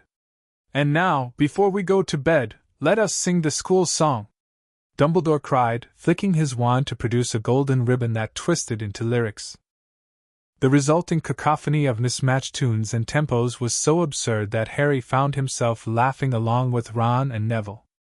As Percy led the first years toward Gryffindor Tower, Harry managed to catch Draco's eye one last time, receiving a small nod that conveyed their silent agreement. They would find each other tomorrow. The Gryffindor common room proved to be exactly as Lily had described it, a cozy, circular tower room filled with squashy armchairs and decorated in rich red and gold. The warmth and comfortable chaos appealed to Harry immediately, though he couldn't help wondering about Draco and the Slytherin dungeons and Hermione in Ravenclaw Tower. After settling into his dormitory with Ron, Neville, Seamus, and Dean, Harry waited until his roommates were preoccupied with unpacking before slipping Remus's journal from his trunk. Finding a quiet corner, he opened it and wrote, "Everyone settled in. First impressions?" The words shimmered on the page before sinking into the parchment. Minutes later, new writing appeared in Draco's precise script. Slytherin is exactly as Mother described. Cold, calculating, and perpetually damp. Already navigated 3 subtle interrogations about our family situation. Made tentative alliance with Blaise Zabini, whose mother apparently knows ours. Everyone else watching and waiting. Hermione's neat handwriting followed. Ravenclaw is wonderful. Our common room has the most magnificent ceiling enchanted to show astronomical movements. To enter, you solve a riddle. My roommates seem nice, especially Padma Patil and Suli. They're more curious than judgmental about our family. Harry smiled, relieved. Gryffindor's loud but friendly. Ron and Neville are in my dorm. Most people just bluntly ask what they want to know. Easier than Slytherin's subterfuge, I bet. Much easier, Draco confirmed. Notice Snape watching me at dinner. Think he suspects anything? Harry hesitated before writing. He was watching me too. And my scar felt weird when our eyes met. Maybe just coincidence. Nothing's coincidence, Hermione wrote. We should be careful around him until we know more. Remember what Mum said about their complicated history. Meet tomorrow before classes? Harry suggested. Breakfast? Too public for a proper conversation, Draco replied. Library during lunch? Perfect, Hermione agreed. 7th floor left corridor, behind tapestry of Barnabas the Barmy? Mother mentioned it's a good quiet meeting spot. See you then. Stay safe tonight. Always, his siblings responded in unison. Harry closed the journal, feeling better. Different houses or not, they would face Hogwarts together, just as they'd always done with everything else. The first morning brought the anticipated letter from their mothers, delivered by Lily's tawny owl during breakfast. The bird wisely delivered identical copies to each child, preventing arguments over who got to read it first. Harry opened his at the Gryffindor table, while across the hall, he could see Draco and Hermione doing the same. Dearest ones, congratulations on your sortings. We couldn't be prouder of each of you. Gryffindor, Slytherin, and Ravenclaw, you've certainly covered your bases. The house doesn't make the witch or wizard. You 3 will bring your unique strengths wherever you go. Draco, Mother is delighted to see you in Slytherin and knows you'll navigate its complexities brilliantly. Remember what we discussed about house politics and keeping your true thoughts close. Harry, Mum is absolutely thrilled you're in her old house. The tower room still gets the best morning light, and don't forget the shortcut behind the tapestry of Wendelin the Weird on the 4th floor. Hermione, both of us suspected Ravenclaw might claim you. The library extension in their common room is unparalleled. Don't stay up all night reading, even brilliant minds need sleep. We've alerted the house elves to provide your favorite breakfast items regardless of which table you sit at, so feel free to rotate between houses occasionally. Family breakfasts might be a good tradition to maintain. Write soon with all your news. We miss you terribly already. All our love, Mum and Mother. Harry folded the letter with a smile, tucking it into his robes. Leave it to their mothers to have already arranged house elf breakfast accommodations. Good news from home? Ron asked through a mouthful of eggs. Just congratulations on the sorting. Harry replied. And some helpful tips about the castle. As they were finishing breakfast, Professor McGonagall distributed Gryffindor schedules. Harry examined his with interest, Transfiguration first, then Charms, with potions and flying lessons later in the week. Across the Great Hall, Hermione stood from the Ravenclaw table and made her way deliberately toward Gryffindor, ignoring the curious stares this generated. Draco, after a moment's hesitation, followed her example, his Slytherin tie a stark contrast against the red-dominated table. Comparing schedules? Hermione asked briskly, sitting beside Harry. We should coordinate study times for shared classes. Draco slid onto the bench opposite them, looking slightly uncomfortable but determined. Slytherin has potions with Gryffindor on Friday. Double period. Several Gryffindors nearby were watching with undisguised curiosity. Fred and George Weasley, Ron's twin brothers, looked particularly intrigued. A Slytherin voluntarily at the Gryffindor table? George commented. That hasn't happened in living memory. We're witnessing history, Forge, Fred agreed solemnly. Next thing you know, McGonagall will start awarding points to Slytherin. Oh, stop, Hermione said, rolling her eyes. House divisions shouldn't prevent family from eating together. Family, eh? Fred looked between the three of them.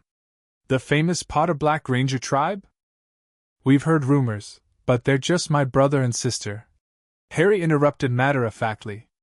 Nothing complicated about it. Nothing complicated, George exclaimed with a laugh. He says as a Slytherin, a Ravenclaw, and a Gryffindor sit together like it's the most normal thing in the world. It is normal, Draco said coolly. For us. Fred studied them with surprising thoughtfulness. You know, this could be the start of something revolutionary. Interhouse unity and all that rubbish Dumbledore's always going on about. Speaking of which, George added, lowering his voice, the teachers are starting to notice your little rebellion. Snape looks like he's swallowed a particularly sour acid pop. Harry glanced toward the high table, where indeed, Snape was watching them with an unreadable expression. Dumbledore, by contrast, seemed to be hiding a smile behind his long beard. We're not rebelling, Hermione said primly. We're simply maintaining family connections while respecting house traditions. Keep telling yourself that, Granger. Fred grinned. Meanwhile, you three just became the most interesting thing to happen at Hogwarts this term. As they left the Great Hall together, Harry, Draco, and Hermione exchanged glances. Well, that went better than expected, Harry commented. For now, Draco cautioned. Slytherin will be watching my every move after this. Public association with Gryffindors isn't exactly encouraged. Then we'll be strategic about it, Hermione said decisively. Breakfast together some days, studying in neutral territory like the library, finding safe places to meet privately. Like mother, like daughter, Draco smirked. Always with a tactical plan. You know I'm right, Hermione sniffed. Never said you weren't, Draco conceded. Just appreciating the familiar traits. They separated for their first classes with promises to meet at lunch, each heading toward their new house territories with mixed feelings of excitement and trepidation. Transfiguration with Professor McGonagall proved as challenging as their mothers had warned. After transforming her desk into a pig and back again, eliciting gasps of amazement from the class, she set them to turning matches into needles. Harry found the precise visualization required came naturally to him. Lily had trained all three children in meditation and mental focusing techniques from an early age. By the end of the lesson, his match had turned silver and pointy, earning an approving nod from McGonagall.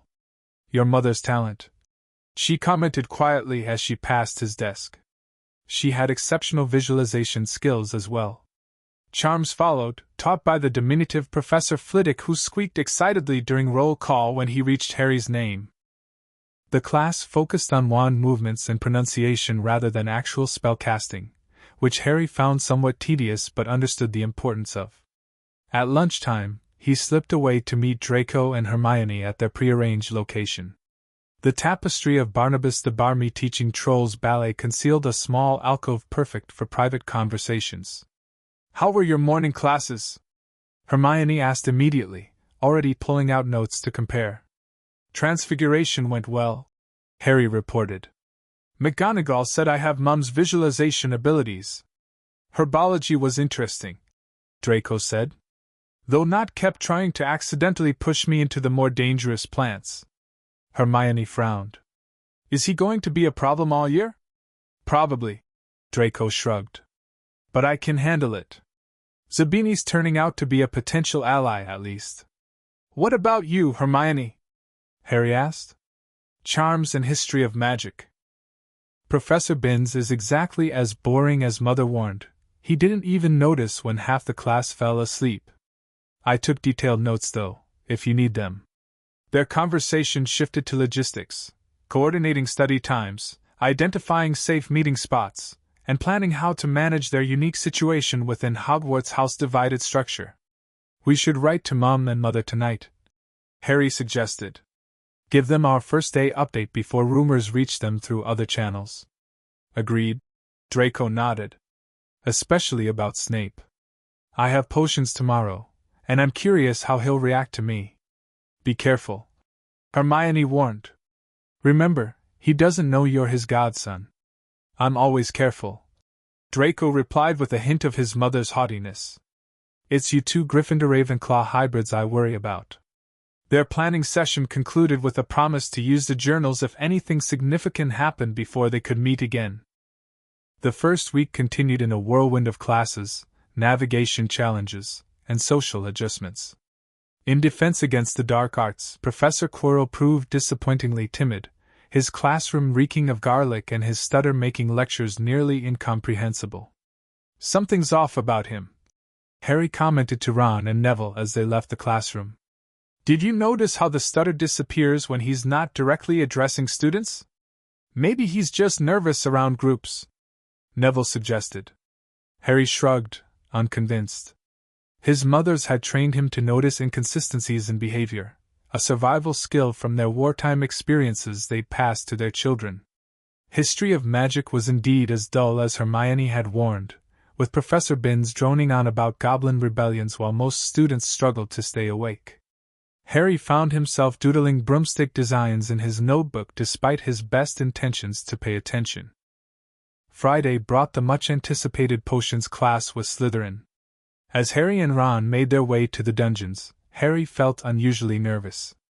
This would be his first extended interaction with Professor Snape, a man intricately connected to his family's history. Good luck, Ron muttered as they entered the gloomy classroom. Fred and George say Snape favors Slytherin shamelessly. Harry spotted Draco already seated with Blaise Zabini, the dark-skinned boy he'd mentioned as a potential ally. They exchanged brief nods before Harry took a seat with Ron. Snape began the class with roll call, pausing at Harry's name with a curious expression. Ah, yes, he said softly. Harry Potter. Our new celebrity. Some Slytherins sniggered, though Draco remained pointedly neutral. Snape continued the roll call, his eyes lingering momentarily on Draco before moving on. The professor launched into a mesmerizing speech about the subtle art of potion-making, his voice barely above a whisper yet commanding complete attention. Harry found himself genuinely intrigued, until Snape suddenly rounded on him. Potter!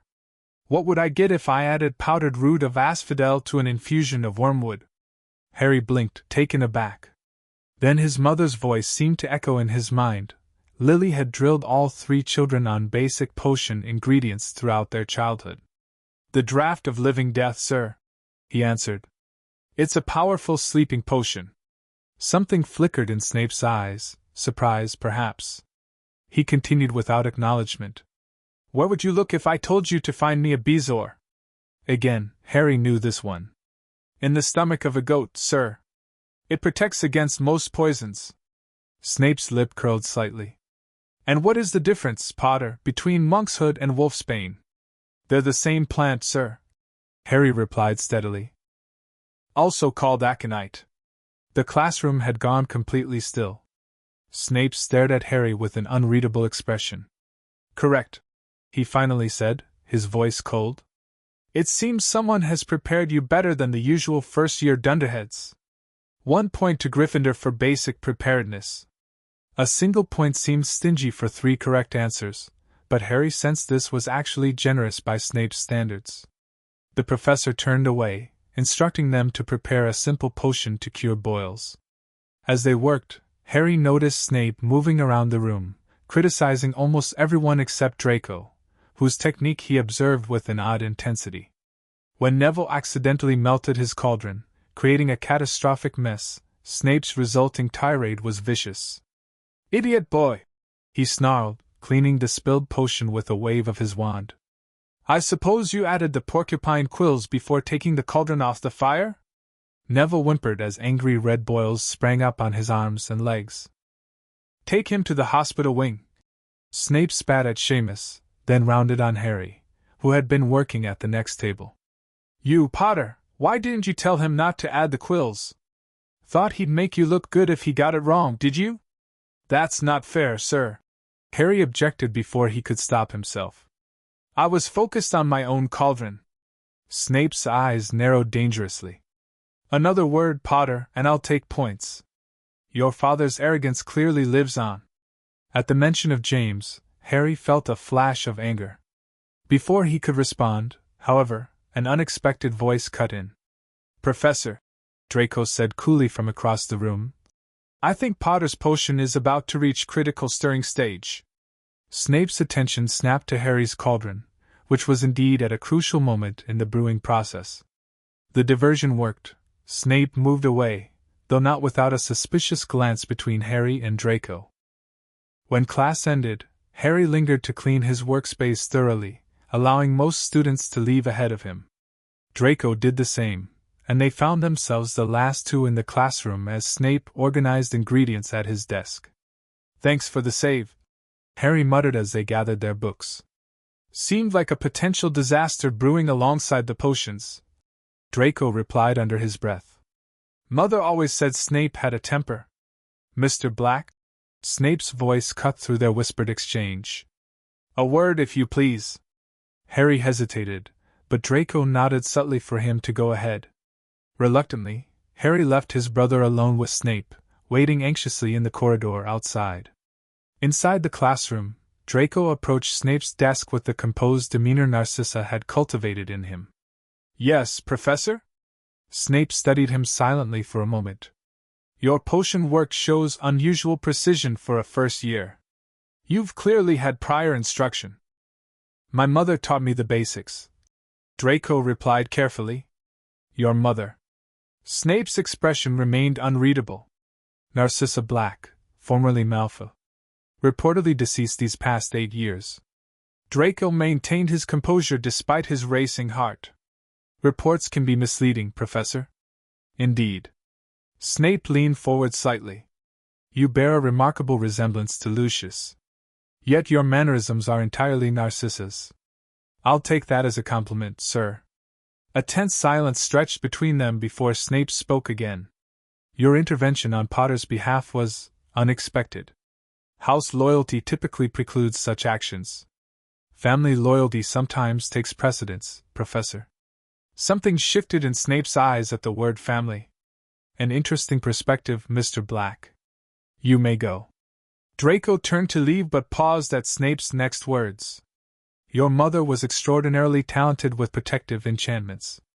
I see she passed that care to you." Without waiting for a response, Snape returned to his work.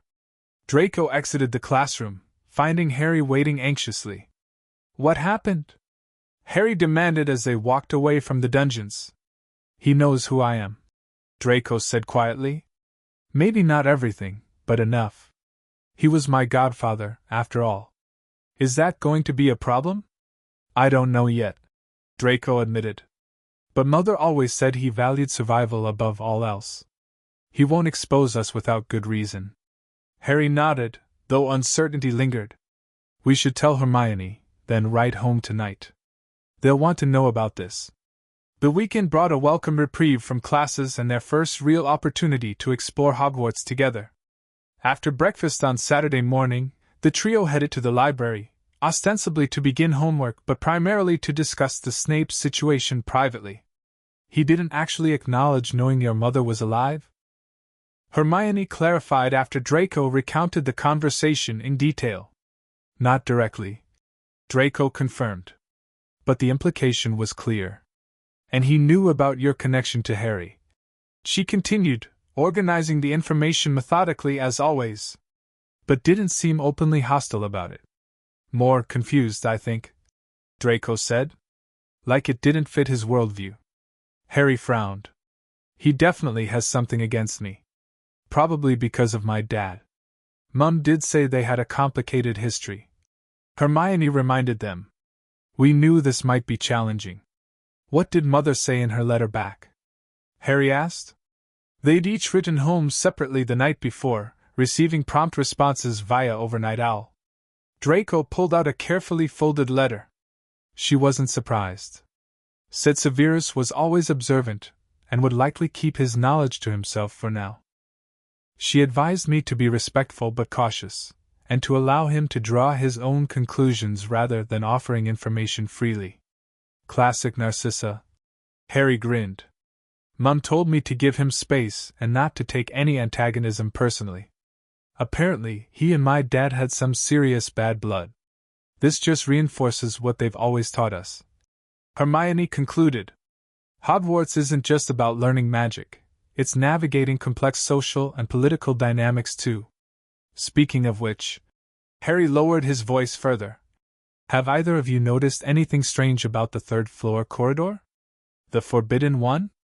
Draco raised an eyebrow. Please tell me you haven't been investigating already. Not exactly, Harry replied. But I got lost yesterday and ended up there accidentally. There was a locked door, and I swear I heard something large breathing behind it. Hermione looked scandalized. Harry, Dumbledore specifically warned everyone to stay away. I didn't go in. Harry defended himself. I just noticed. Aren't you even a little curious why a section of the school is suddenly off-limits? Of course I am, Hermione admitted. But that doesn't mean we should investigate. We probably should know what dangerous thing is living in our school. Draco pointed out pragmatically. For safety reasons. Not you too. Hermione sighed. Fine. But we research first. No reckless exploration. Their library session eventually shifted to actual schoolwork, with Hermione insisting they establish good study habits from the beginning. As they worked on their transfiguration essays, Harry noticed several older students watching them curiously. The Slytherin Ravenclaw Gryffindor study group was clearly still a novelty. Later that afternoon, they ventured onto the grounds, enjoying the September sunshine beside the lake. Their conversation turned to flying lessons, scheduled for the following Thursday. I can't wait, Harry said enthusiastically. It's been ages since we flew properly. Those garden sessions at home weren't the same as real flying.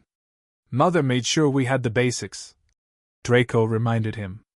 We'll be ahead of most first years. Hermione looked significantly less excited. I just hope I don't make a fool of myself. Books can only teach you so much about flying. You'll be fine, Harry assured her.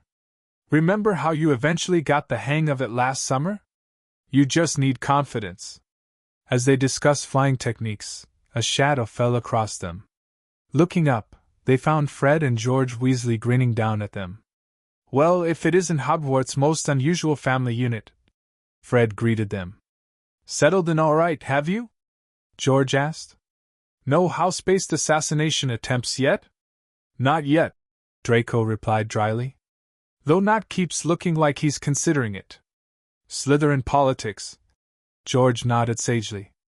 Nasty business. Actually, we came to invite you to a little gathering, Fred explained.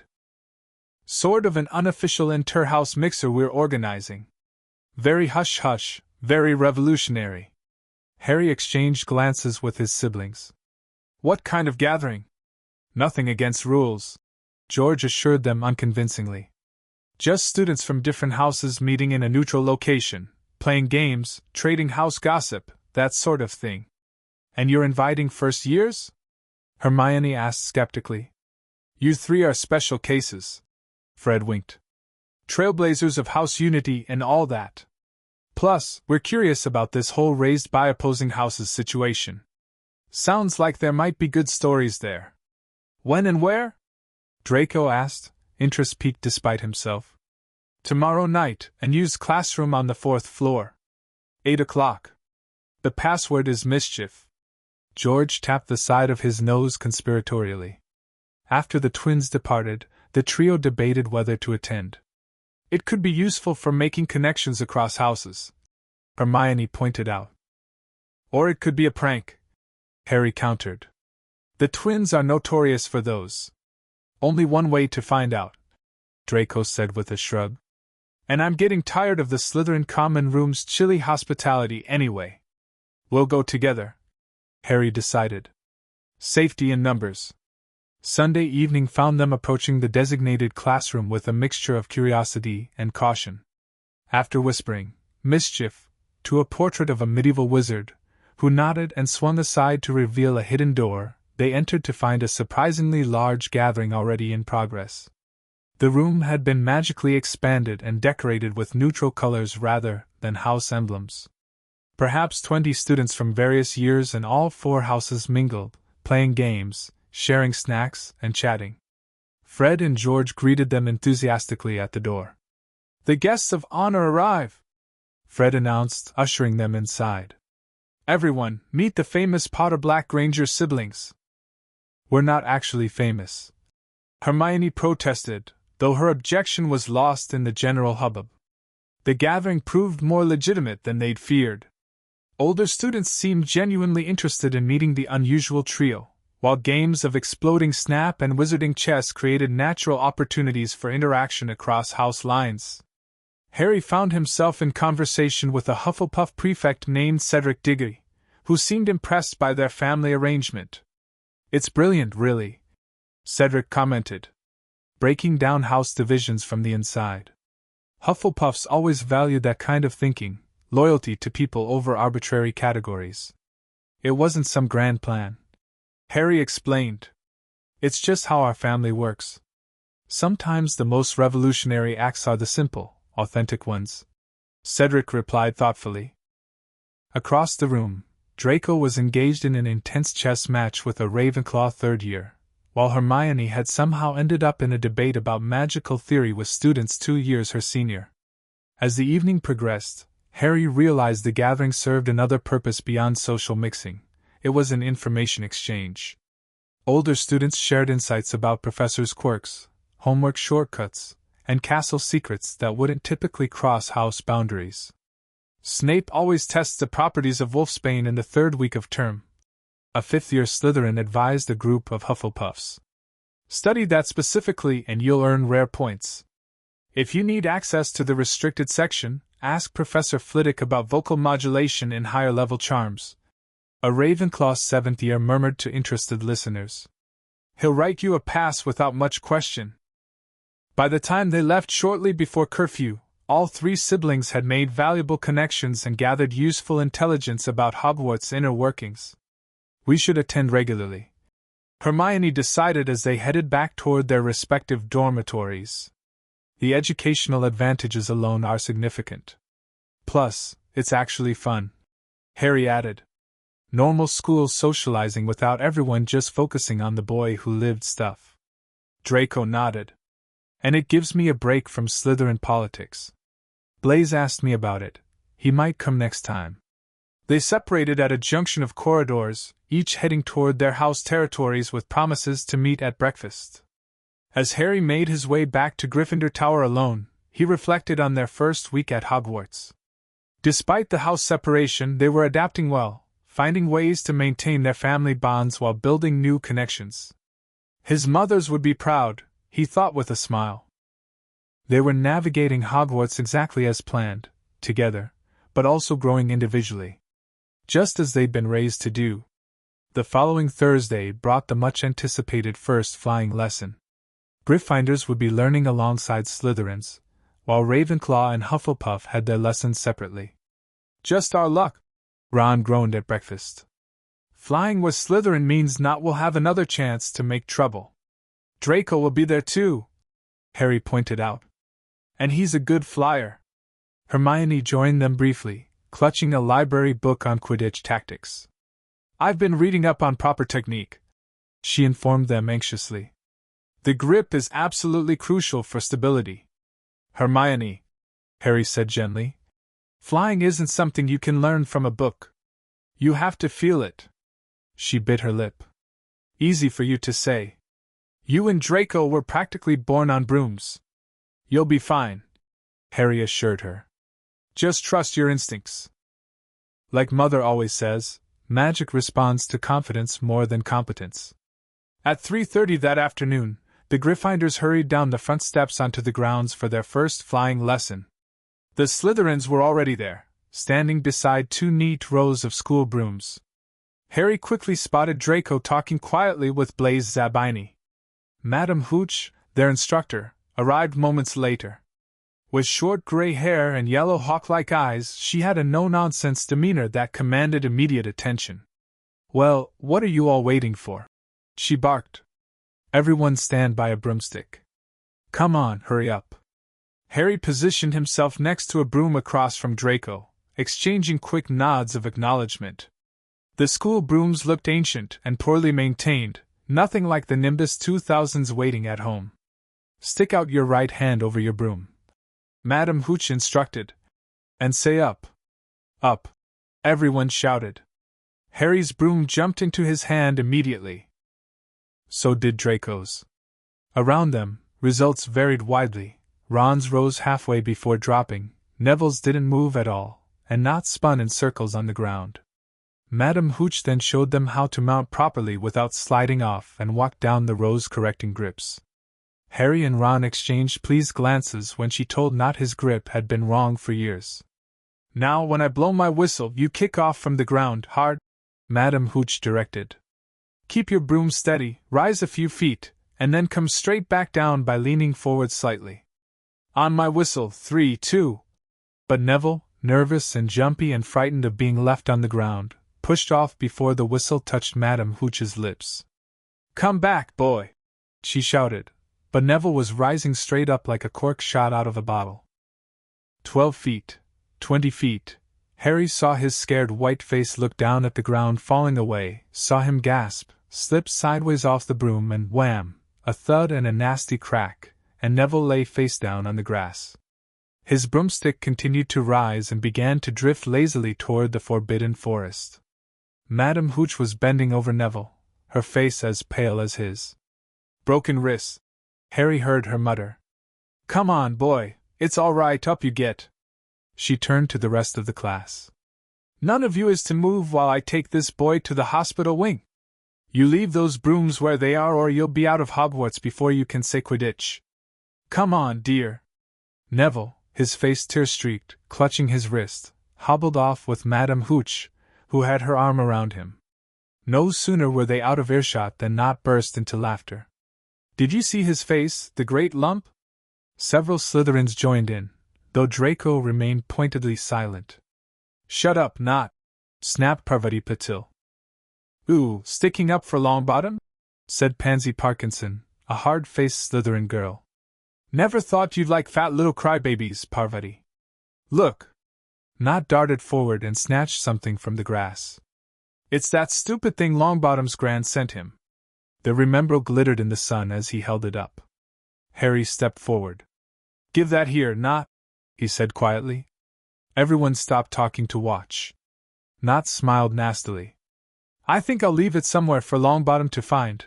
How about, up a tree?" "Give it here!" Harry yelled, but Nott had leapt onto his broomstick and taken off. He hadn't been lying, he could fly well. Hovering level with the topmost branches of an oak, he called, "Come and get it, Potter!" Harry grabbed his broom. "No!" Hermione Granger shouted, having arrived to observe the lesson. "Madame Hooch told us not to move, you'll get us all into trouble." Harry ignored her. Blood was pounding in his ears. He mounted the broom and kicked hard against the ground, and up he soared, air rushing through his hair, his robes whipping out behind him. In a rush of fierce joy, he realized he'd found something he could do without being taught. This was easy, this was wonderful. He pulled his broomstick up a little to take it even higher and heard screams and gasps from girls back on the ground and an admiring whoop from Ron. He turned his broomstick sharply to face Nod in midair. "Give it here," Harry called, "or I'll knock you off that broom." "Oh, yeah?" Nod tried to sneer, but looked worried. Harry knew, somehow, exactly what to do. He leaned forward and grasped the broom tightly, and it shot toward Nod like a javelin. Nod only just got out of the way in time. Harry made a sharp about face and held the broom steady. "No Crab and Goyle up here to save your neck, Nod," Harry called. The same thought seemed to have occurred to Nod. "Catch it if you can, then!" he shouted, and threw the glass ball high into the air before streaking back toward the ground. Harry saw, as though in slow motion, the ball rise up in the air and then start to fall. He leaned forward and pointed his broom handle down. Next second he was gathering speed in a steep dive, racing the ball. Wind whistled in his ears, mingled with screams from the watching students. He stretched out his hand. A foot from the ground he caught it, just in time to pull his broom straight, and he toppled gently onto the grass with the Remembro clutched safely in his fist. Harry Potter! His heart sank faster than he just dived. Professor McGonagall was running toward them. He got to his feet, trembling. Never, in all my time at Hogwarts. Professor McGonagall was almost speechless with shock, and her glasses flashed furiously. "How dare you! Might have broken your neck. It wasn't his fault, Professor. Be quiet, Miss Patil, but not enough, Mr. Weasley. Potter, follow me now." As Harry trudged after McGonagall toward the castle, he caught Draco's eye. His brother gave him a subtle nod that somehow conveyed both encouragement and resignation. Typical, Harry thought. His first flying lesson, and he'd managed to get himself expelled. But McGonagall didn't lead him to the headmaster's office or even her own. Instead, she stopped outside a classroom, asked Professor Flitwick if she could borrow Wood for a moment. And minutes later, Harry found himself being introduced to Oliver Wood, the Gryffindor Quidditch captain. "Potter, this is Oliver Wood. Wood, I've found you a seeker." Wood's expression changed from puzzlement to delight. "Are you serious, Professor?" "Absolutely," McGonagall said crisply. "The boy's a natural. I've never seen anything like it." "Was that your first time on a broomstick, Potter?" Harry shook his head. "No, Professor. My mother's taught us the basics years ago. But we weren't allowed to fly high or do anything too adventurous." "Well, you certainly handled that dive like a professional," McGonagall said with uncharacteristic enthusiasm. "Your father would have been proud. He was an excellent Quidditch player himself." And so, against all odds, Harry found himself appointed seeker for the Gryffindor team, the youngest house player in a century. By dinner time, the news had spread throughout the school, including to his siblings. "Seeker!" Draco exclaimed when they met in their private alcove that evening.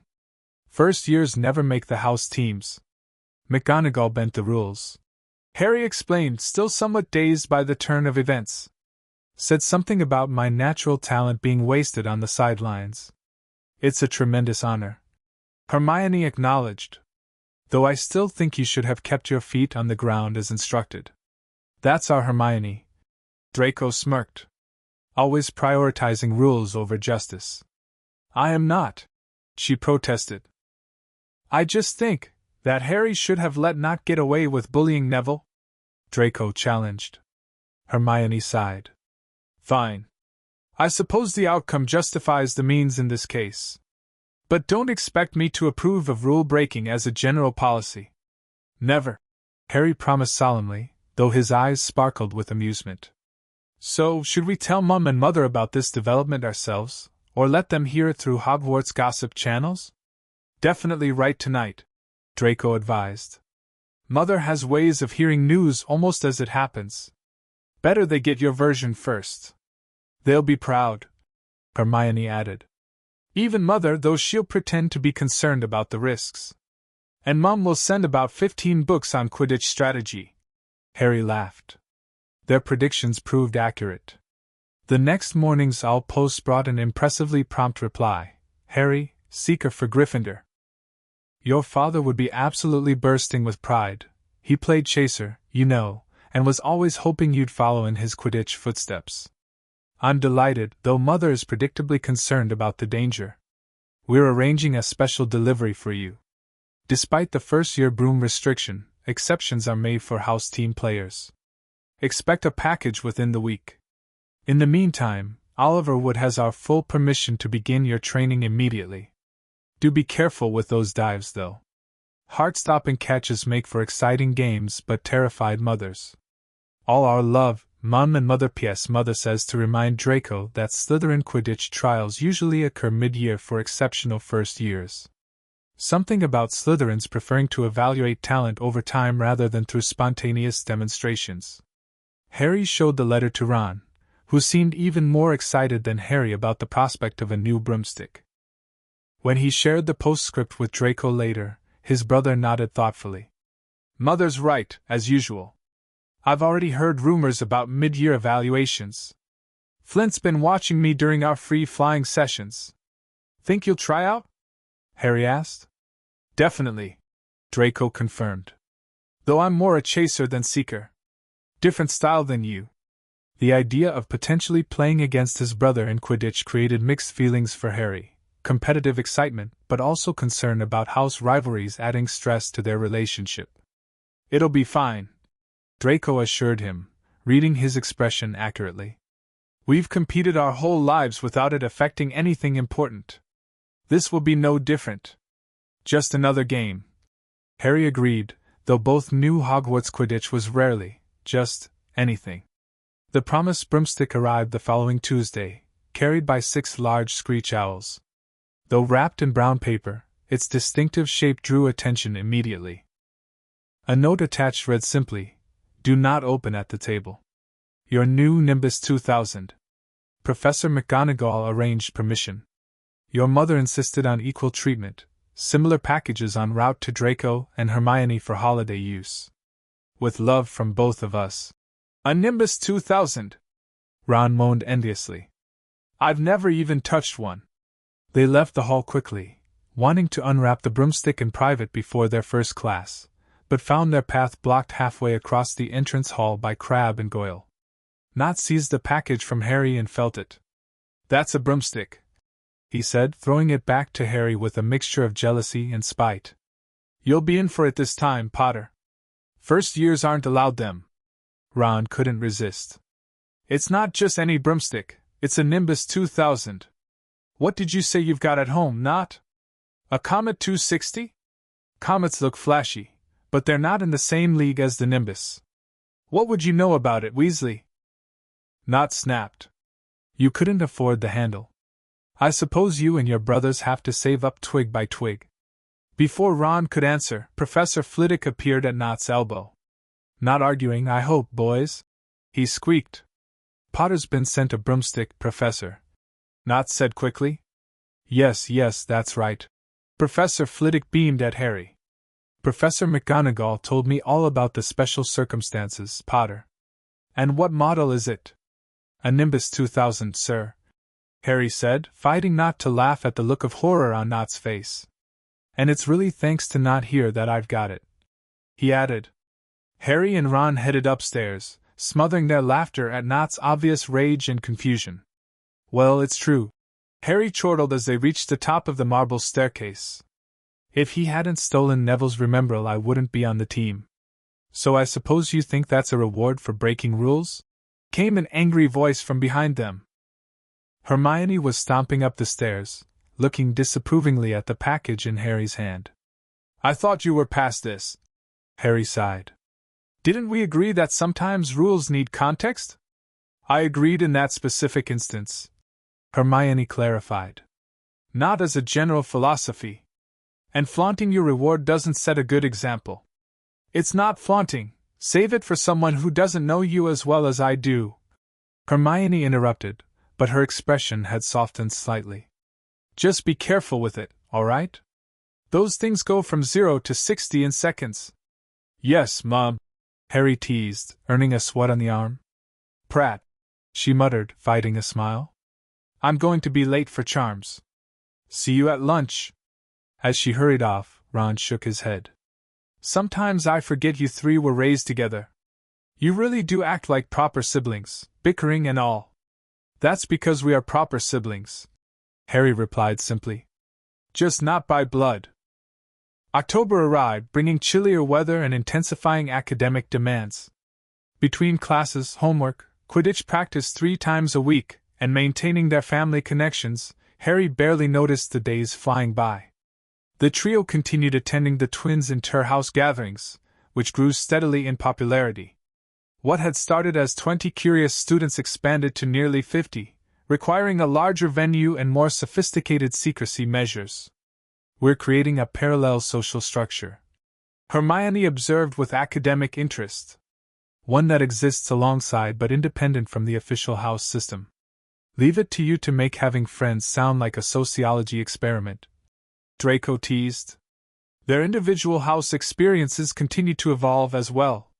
Harry found himself embraced by Gryffindor, his Quidditch position cementing his place despite his unconventional family connections. Ron had become his closest friend in the house, with Neville a close second. Draco's situation in Slytherin remained more complex. While some housemates respected his obvious magical talent and cool composure, others, particularly those with Death Eater family connections, maintained a wary distance. Blaise Zabini and a quiet girl named Daphne Greengrass emerged as his primary allies. Hermione thrived in Ravenclaw, where intellectual curiosity was celebrated rather than mocked.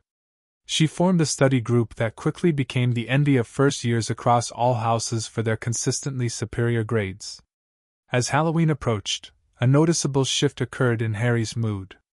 Both Draco and Hermione recognized the signs, having witnessed it annually throughout their childhood.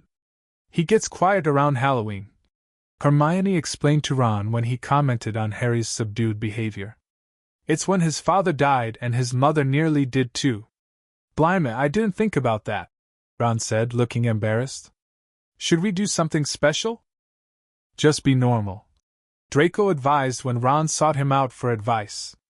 He doesn't want people walking on eggshells. Mother always made sure we acknowledged the day but didn't let it overwhelm us. On Halloween morning, Harry received a special package from home, a small photo album containing just pictures of James, along with a letter from Lily sharing memories of their last happy Halloween together before the attack. It was her tradition each year to make sure Harry connected with the father he couldn't remember. Hermione and Draco each received similar packages. Narcissa had established her own tradition of sending them historical accounts of Samhain and its magical significance, emphasizing renewal and remembrance rather than focusing solely on loss. You okay? Ron asked tentatively as they headed to Charms that morning. Harry nodded. Yeah. It's always a strange day, but I'm alright. Mom makes sure I know it's okay to be both sad about my dad and happy about our life now. Your mom sounds brilliant, Ron said sincerely. She is, Harry agreed with a small smile. Both of them are.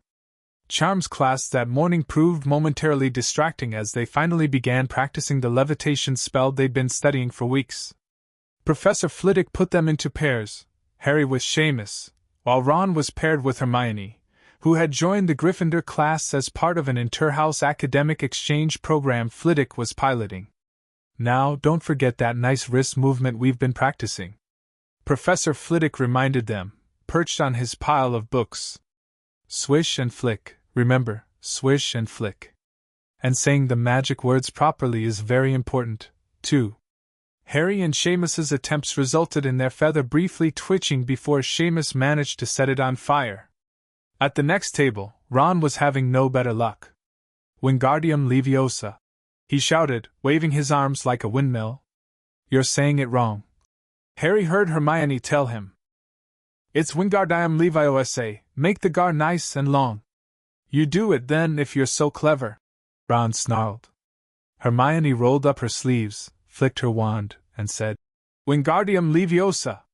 Their feather rose off the desk and hovered about 4 feet above their heads. Oh, well done, cried Professor Flitwick, clapping. Everyone see here, Miss Granger's done it. By the end of class, only Hermione and Draco, who was partnered with Blaise in the Slytherin Ravenclaw section, had successfully levitated their feathers. As they left class, Ron was in a very bad temper. "It's no wonder hardly anyone can stand her sometimes," he said to Harry. "She's a nightmare, honestly." Someone knocked into Harry as they hurried past. It was Hermione, and Harry was startled to see tears in her eyes. "I think she heard you," Harry said, frowning at Ron. "So?" Ron looked uncomfortable but defensive. "She must have noticed she's got no friends in Ravenclaw either." "That's not true," Harry replied sharply. "And even if it were, you shouldn't say things like that. She was just trying to help." "Well, she needs to learn how to help without making people feel stupid," Ron muttered. Harry was about to respond when Draco approached, looking annoyed. "What did you say to Hermione?" "She just ran past me crying." "It wasn't, I didn't mean," Ron stammered. "Save it." Draco cut him off coldly. "I'm going to find her." "I'll come too," Harry said immediately. "No." Draco shook his head. "You stay with Weasley. Make sure he understands the concept of basic human decency. I'll handle Hermione." As Draco strode away, Harry turned to Ron with disappointment evident in his expression. "That was out of line, Ron." "I know," Ron admitted, looking ashamed. "I was frustrated and took it out on her. I'll apologize when I see her at the feast."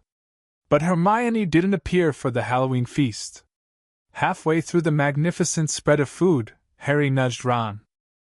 "She's still not here." "Neither is Draco. Parvati said Hermione's been in the girls' bathroom all afternoon crying," Lavender Brown informed them. "She wouldn't come out even when Parvati tried to coax her." Ron looked even more uncomfortable at this information. Harry was about to suggest they go look for his siblings when Professor Quirrell came sprinting into the hall, his turban askew and terror on his face. "Troll, in the dungeons, thought you ought to know." He then sank to the floor in a dead faint. The hall erupted in pandemonium until Dumbledore shot purple firecrackers from his wand to restore silence. "Prefects," he rumbled, "lead your houses back to the dormitories immediately." As Percy efficiently organized the Gryffindors, Harry grabbed Ron's arm. "Hermione and Draco don't know about the troll." Ron bit his lip. "Oh, all right," he said. "But Percy'd better not see us." They slipped away from the Gryffindor line and hurried toward the girls' bathrooms. As they turned a corner, they heard quick footsteps behind them and ducked behind a large stone griffin. To their surprise, they saw Professor Snape crossing the corridor and disappearing from view. "What's he doing?" Harry whispered. "Why isn't he down in the dungeons with the rest of the teachers?" "No idea," Ron replied. They crept along the next corridor after Snape's fading footsteps when a foul stench reached their nostrils, a mixture of old socks and public toilet. Then they heard it, a low grunting, and the shuffling footfalls of gigantic feet. The troll was advancing down the corridor toward the very bathroom where Hermione and Draco were likely still talking. It was a horrible sight, 12 feet tall with granite gray skin, its lumpy body like a boulder with a small bald head perched on top, short legs as thick as tree trunks, and it was holding a huge wooden club that dragged along the floor. "The key's in the lock," Harry muttered. "We could lock it in." "Good idea," Ron agreed nervously. They edged toward the open door, mouths dry, praying the troll wouldn't decide to come out. With a great leap, Harry managed to grab the key, slam the door, and lock it. Yes. Flushed with their victory, they started to run back up the passage, but were halted by a high-pitched scream from the very bathroom they'd just locked. "Hermione!" Harry gasped. "And Draco," Ron added, face pale. "Oh no!" they groaned in unison. It was the last thing they wanted to do, but they turned around, fumbled with the key, and burst back into the bathroom. Hermione was shrinking against the wall opposite, looking as if she was about to faint. Draco stood in front of her, wand out but expression showing he knew he was outmatched. The troll was advancing on them, knocking sinks off the walls as it went. "Confuse it," Harry said desperately to Ron, and seizing a tap, he threw it as hard as he could against the wall. The troll stopped a few feet from Draco and Hermione, turning its ugly head to see what had made the noise. Its mean little eyes saw Harry. It hesitated, then made for him instead, lifting its club. "Oi, pea-brain!" yelled Ron from the other side of the chamber, throwing a metal pipe at it. The troll didn't even seem to notice the pipe hitting its shoulder, but it heard the yell and paused again, turning toward Ron now. Harry used the distraction to sprint around the troll, yelling to his siblings, "Come on, run!" But Hermione couldn't move, still flat against the wall with terror. Draco shouted, "Flipendo!" The knockback jinx hit the troll but only seemed to irritate it, making it turn back toward them with an angry roar. The sight of Draco and Hermione in danger did something to Harry, triggered years of protective instinct their mothers had carefully cultivated.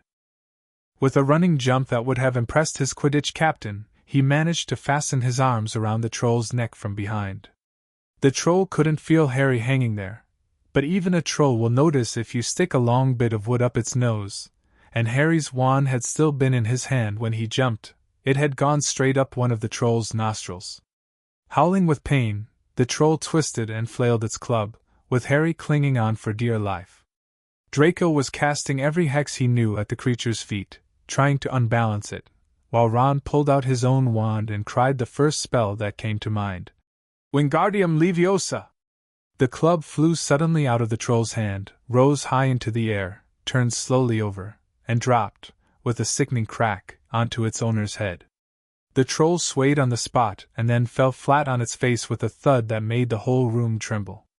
Harry got to his feet, shaking and out of breath. Ron stood there with his wand still raised, staring at what he had done. Draco immediately rushed to Hermione, helping her up from where she'd slid down the wall. "Is it dead?" Hermione asked tremulously. "I don't think so," Harry said. "Just knocked out." He bent down and pulled his wand out of the troll's nose. It was covered in what looked like lumpy gray glue. "Ugh, troll boogers!"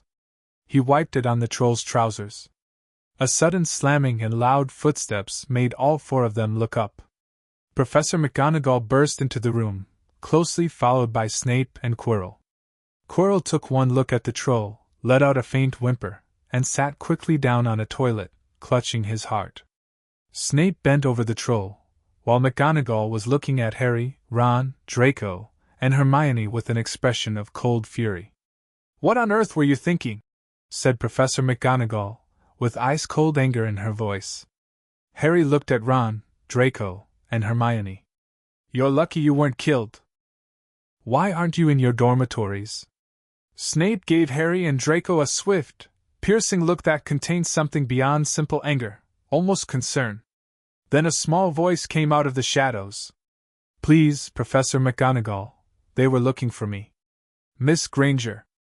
I went looking for the troll because I thought I could deal with it on my own, because I've read all about them," Hermione continued, fabricating expertly. "Draco realized what I was doing and came to stop me. Then Harry and Ron found us, and they saved our lives. If they hadn't arrived when they did..." She trailed off, her acting convincingly genuine. Harry and Ron tried to look as though this story wasn't new to them. Draco maintained his usual composure, though Harry detected a hint of admiration in his expression as he looked at Hermione. Years of sneaking cookies before dinner under Narcissa's watchful eye had honed Hermione's lying skills better than anyone suspected. "Well, in that case," said Professor McGonagall, staring at the four of them. "Miss Granger, you foolish girl, how could you think of tackling a mountain troll on your own?" Hermione hung her head, the picture of contrition. "Miss Granger, 5 points will be taken from Ravenclaw for this," said Professor McGonagall. "As for you three gentlemen, well, I still say you were lucky, but not many first years could have taken on a full-grown mountain troll. 5 points to each of your houses. Professor Dumbledore will be informed of this. You may go." They hurried out of the chamber, not speaking until they had climbed 2 floors up. Away from the smell of the troll, it was a relief to breathe normal air again. "That was brilliant," Harry told Hermione. "The story?" She smiled weakly. "Thanks for saving me, all of you. We wouldn't have needed to if I hadn't upset you," Ron admitted awkwardly. "Sorry about that." It's okay, Hermione said softly. I can be a bit much sometimes. I know that. No. Ron shook his head. I was wrong. You were just trying to help. Draco looked between them. Well, nearly getting killed by a troll seems to have sorted that out nicely. They laughed, releasing the tension of the last half hour. We should get to our dormitories before anyone comes looking for us, Harry suggested. But good teamwork, all of us. As they separated, heading toward their respective house territories, Harry felt a curious warmth that had nothing to do with adrenaline or physical exertion. Their first real crisis at Hogwarts, and they'd faced it together, not just his siblings, but Ron too. Their family was expanding, just as their mothers had always said it would. From that moment on, Ron became the fourth member of their unusual group. Some things you can't share without becoming friends, and knocking out a 12-foot mountain troll is one of them. The inter-house dynamic shifted slightly to accommodate this new configuration, but the core remained the same: Harry, Draco, and Hermione, bound by their unique family ties, now with Ron as an honorary addition. November arrived, bringing with it the start of the Quidditch season. Harry's nervousness about his first match, Gryffindor versus Slytherin, was compounded by the awkwardness of playing against Draco's house, even though Draco himself wasn't on the team. It's fine, Draco assured him the day before the match. I'm obligated to support Slytherin publicly, but I won't be upset if you win. That's generous of you, Harry replied dryly. Just don't expect me to cheer when you score, Draco added with a smirk. I expect nothing less than perfect Slytherin composure. Harry grinned. The morning of the match dawned bright but cold. The Great Hall buzzed with anticipation, the usual house divisions more pronounced as students displayed team colors and traded good-natured taunts. You'll be brilliant, Hermione told Harry firmly at breakfast, having come to the Gryffindor table in open support despite some disapproving looks from Ravenclaw. Catch the snitch quickly, Draco advised when they passed in the entrance hall. Slytherin plays dirty when matches run long, he added in a whisper. Mother sent me a letter saying she's never been more conflicted about a Quidditch match in her life. Harry laughed. Tell her I understand completely. As 11 o'clock approached, the school made its way down to the Quidditch pitch.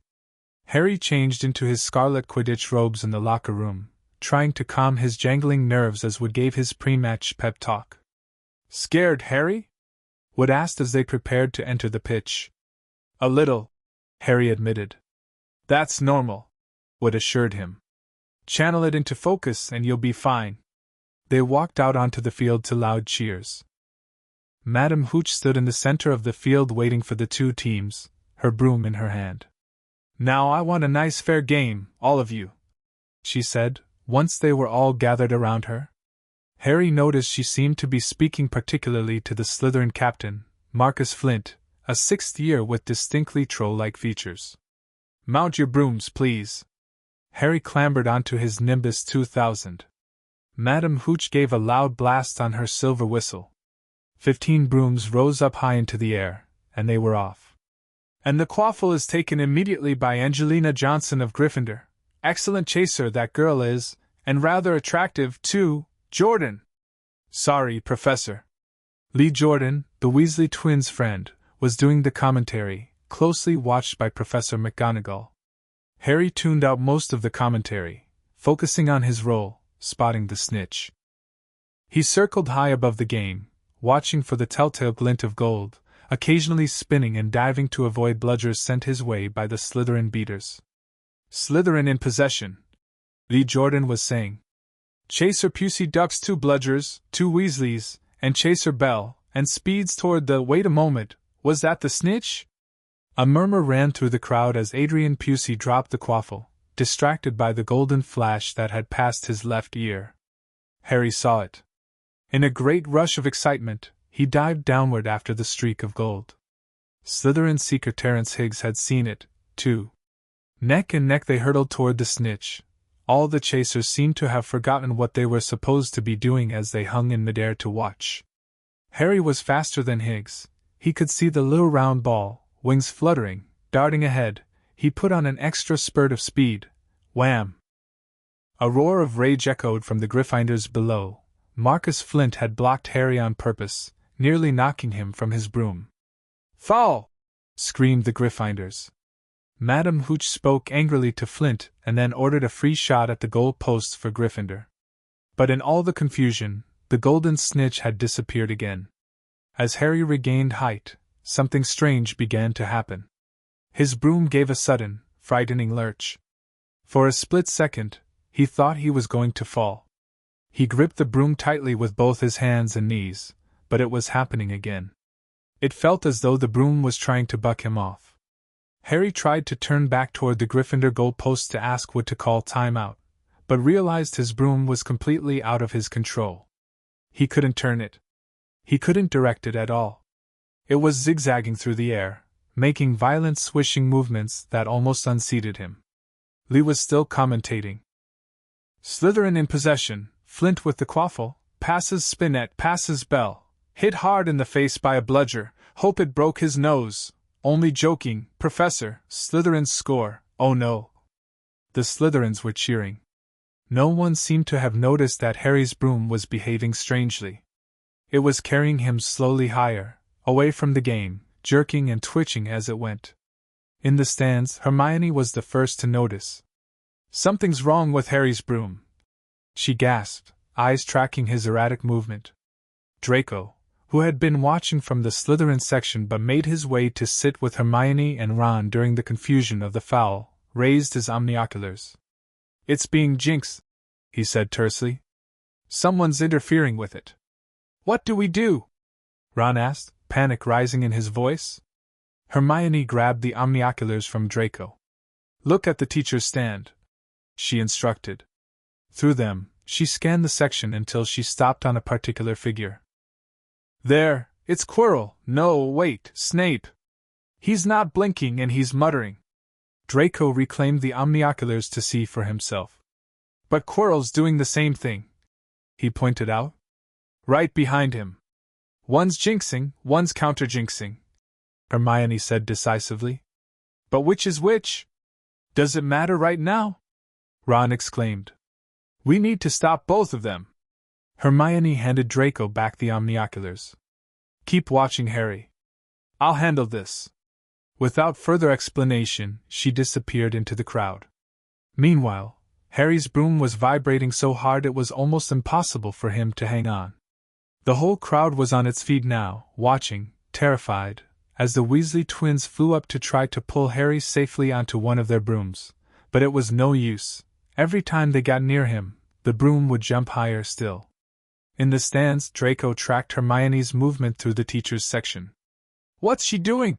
He murmured to Ron. No idea, but whatever it is, I hope she hurries, Ron replied anxiously. They watched as Hermione crouched behind Quirrell's seat, pulled out her wand, and whispered something. Bright blue flames shot from her wand onto the hem of Quirrell's robes. It took perhaps 30 seconds for Quirrell to realize he was on fire. A sudden yelp told her she had done her job. Scooping the fire off him into a little jar in her pocket, she scrambled back along the row. Quirrell would never know what had happened. It was enough. Up in the air, Harry was suddenly able to clamber back onto his broom. She got the wrong one, Draco hissed. Snape was still looking at Harry and muttering. But the jinx stopped, Ron pointed out. So maybe it was Quirrell after all? Hermione had made her way back to them, slightly breathless. Did it work? It did, but... Draco began, only to be interrupted by a collective gasp from the crowd. Harry was speeding toward the ground when they saw him clap his hand to his mouth as though he was about to be sick. He hit the field on all fours, coughed, and something gold fell into his hand. I've got the snitch!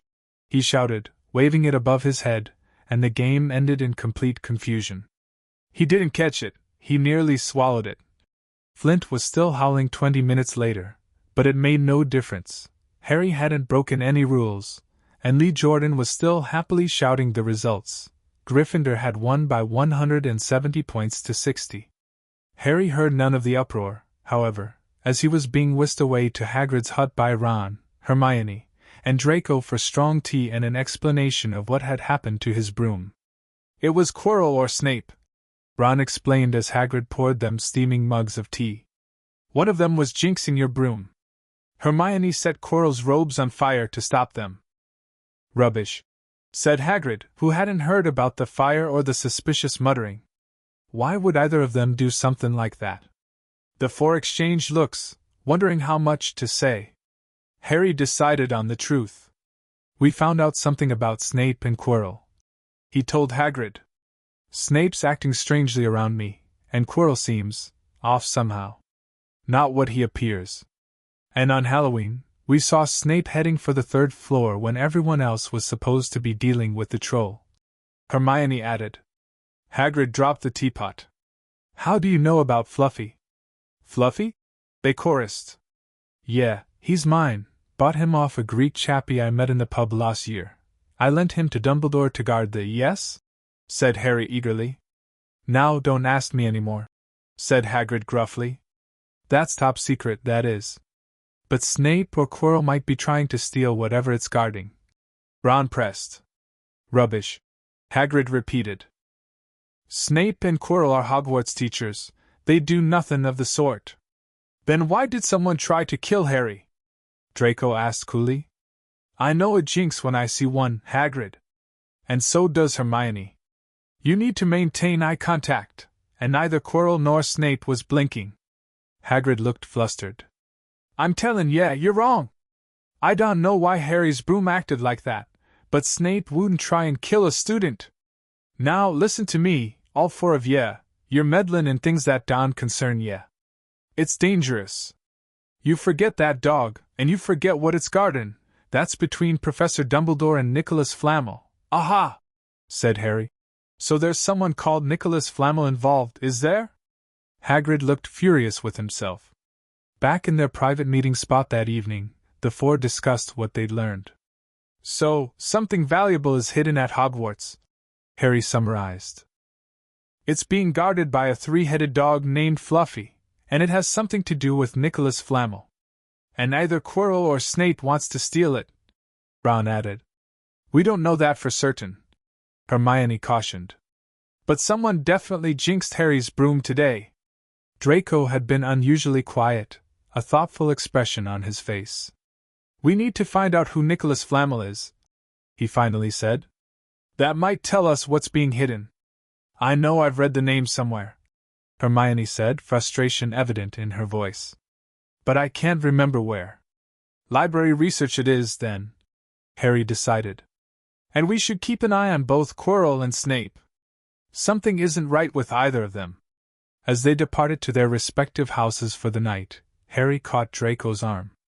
You're holding something back. What is it? Draco hesitated. I've been watching Quirrell in class. There's something strange about him. The stutter comes and goes, and sometimes when he thinks no one's looking, his expression changes completely. You think he's the one who jinxed my broom? I don't know, Draco admitted. But Mother always taught us to watch for inconsistencies in behavior. Quirrell's full of them. Harry nodded. We'll be careful around both of them. And we'll figure out what's going on in this school. Together, Draco confirmed with a small smile. As always. As November shifted into December, the castle grew colder. The lake froze solid, and the grounds were covered in frost. The Weasley twins were punished for bewitching several snowballs to follow Quirrell around, bouncing off the back of his turban, a prank that made Harry, Draco, Hermione, and Ron exchange meaningful glances given their suspicions about the professor. Their research into Nicholas Flamel proved frustratingly unproductive. Despite Hermione's methodical search through the library and Draco's subtle questioning of older Slytherins, the name remained elusive in any meaningful context. Maybe we should ask our mothers? Harry suggested one evening as they studied in the library. They might know. Draco shook his head. And explain why we're asking? They'd figure out something's wrong immediately. We could be subtle about it, Hermione countered. Just mention we came across the name in a book and were curious. Mother would see through that in seconds, Draco said confidently. She can detect an ulterior motive from miles away. Remember the Niffler incident when we were 8? Harry and Hermione both winced at the memory of their failed attempt to convince Narcissa they needed a pet Niffler for educational purposes, when they actually wanted to use it to find buried treasure in the garden. Good point, Harry conceded. We'll keep searching on our own. As the holidays approached, Professor McGonagall came around collecting names of those staying at Hogwarts for Christmas. Harry, Draco, and Hermione had already arranged to return home, eager to see their mothers and share their Hogwarts experiences in person. You should come visit during break, Harry told Ron, who was staying at Hogwarts as his parents were traveling to Romania to visit his brother Charlie. Our mothers would love to meet you. Really? Ron looked surprised. They wouldn't mind? They'd been asking about you in their letters. Hermione confirmed. They're curious about the fourth member of our little group. I'll have to ask Mum and Dad, Ron said, looking pleased. But that would be brilliant. The last week of term passed in a flurry of activity. Their mothers sent detailed instructions about travel arrangements. They would take the Hogwarts Express back to London, where Sirius would meet them at King's Cross Station and bring them to Blackhaven via a series of secure apparition points. Security protocols still in place, I see, Draco commented as he read Narcissa's precise instructions. Some things never change. Better safe than sorry. Hermione shrugged, having fully embraced their mother's cautious approach to public appearances. On their last night before departure, they held a small celebration in their private meeting spot, bringing treats from each house's common room to share. To surviving our first term at Hogwarts, Harry proposed, raising a bottle of butterbeer Fred and George had smuggled in from Hogsmeade. To interhouse unity, Hermione added. To new friendships, Ron continued. And to family, Draco finished. In all its forms. As they clinked bottles, Harry reflected on how much had happened since September 1st.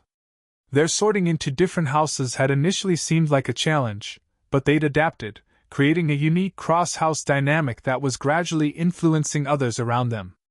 The twins' gatherings had expanded, house tables were becoming slightly more flexible at mealtimes, and study groups increasingly ignored house boundaries.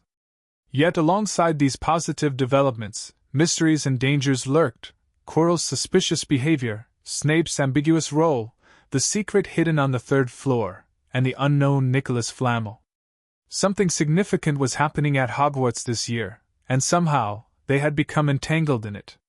But that was a concern for after the holidays. For now, Harry was simply looking forward to going home, seeing his mothers, and sharing stories of his first term at Hogwarts, both the triumphs and the mysteries. As the Hogwarts Express pulled out of Hogsmeade Station the next morning, Harry watched the castle disappear from view, feeling a curious mixture of reluctance and anticipation. Hogwarts had quickly become a second home, but Blackhaven would always be his first, the place where his unusual family had formed and flourished. Feeling nostalgic already? Draco asked, noting Harry's contemplative expression. Just thinking about how much has changed in 3 months, Harry replied. And wondering what the rest of the year will bring. More adventure, I expect, Hermione said, looking up from her book. If the first term is any indication. Harry grinned. I'm counting on it. Chapter 3. Blood and Choices. Sirius Black was waiting at platform 9 3/4 when the Hogwarts Express pulled in, his tall figure easy to spot among the crowd of waiting parents. He broke into a wide grin as Harry, Draco, and Hermione disembarked with their trunks. There they are, he called, waving enthusiastically. Hogwarts' most unconventional trio. Harry reached him first, accepting a bone-crushing hug. Uncle Sirius! Are Mum and Mother not here? Security protocols, Sirius explained, ruffling Draco's perfectly combed hair, much to the boy's annoyance, and embracing Hermione. Nothing specific, just the usual caution. They're waiting at home with a feast that would put Hogwarts to shame. As they navigated through the crowded platform, Sirius bombarded them with questions about their term. Different houses, eh? Can't say I'm surprised. You three have always marched to your own drummers. It's working out better than expected. Hermione reported. We've established cross-house study sessions, regular meeting points, and caused quite the stir by refusing to be separated by house traditions, Draco added with a hint of pride. That's my godchildren. Sirius grinned. Turning Hogwarts upside down before Christmas. They reached a quiet corner of King's Cross where Sirius pulled out a dented soda can from his pocket. Pour key to the first checkpoint. Everyone touch. The familiar hook behind the naval sensation yanked them away from London, depositing them in what appeared to be an abandoned cottage in the countryside. 3 more portkeys later, they arrived at the edge of the protective boundaries surrounding Black Haven. Last leg, Sirius announced. You remember the procedure. Each child placed their hand on a nearly invisible rune carved into an ancient oak tree, letting their magical signatures be recognized by the wards. The air shimmered, and suddenly the stone cottage materialized before them, windows glowing with warm light against the December darkness. Before they reached the door, it flew open. Lily Potter stood framed in the doorway, her red hair gleaming in the light behind her. For a moment, she simply stared at them, drinking in the sight of her children. Then she rushed forward, gathering all 3 into her arms at once. My darlings, she whispered, her voice thick with emotion. Oh, how I've missed you. Narcissa appeared behind her, maintaining her more reserved demeanor, though her eyes betrayed similar feelings. Let them breathe, Lily, she admonished gently. As Lily reluctantly released them, Narcissa stepped forward. She embraced Draco first, then Hermione, and finally Harry, each hug precise but heartfelt. Welcome home, she said simply. Inside, the cottage had been transformed for the holidays. Evergreen garlands draped the staircase, enchanted fairy lights danced near the ceiling, and a massive Christmas tree dominated the living room corner. Delicious smells wafted from the kitchen, promising the feast Sirius had mentioned. We want to hear everything, Lily announced as they settled in the living room with mugs of hot chocolate. Your letters were wonderful, but nothing compares to hearing it firsthand. From the beginning, Narcissa added, her posture perfect as always but her expression uncharacteristically eager. The train journey, the sorting, all of it.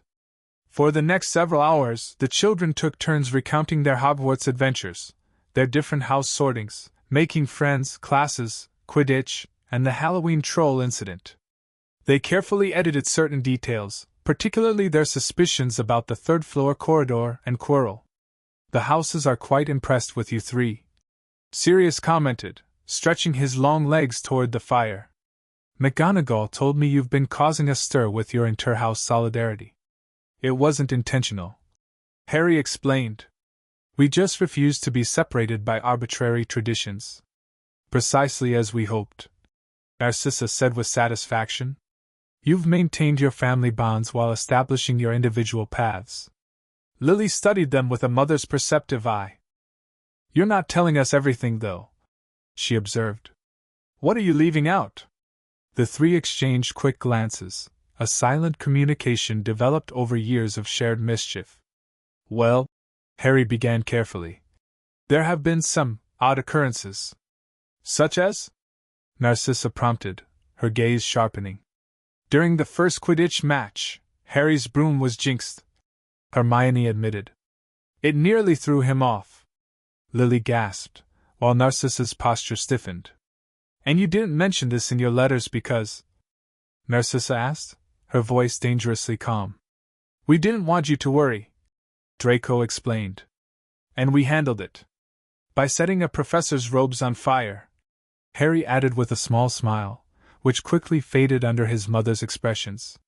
What followed was a more thorough interrogation, with Lily and Narcissa extracting the full story of their suspicions about Quirrell and Snape, the 3-headed dog guarding a mysterious object, and the name Nicholas Flamel.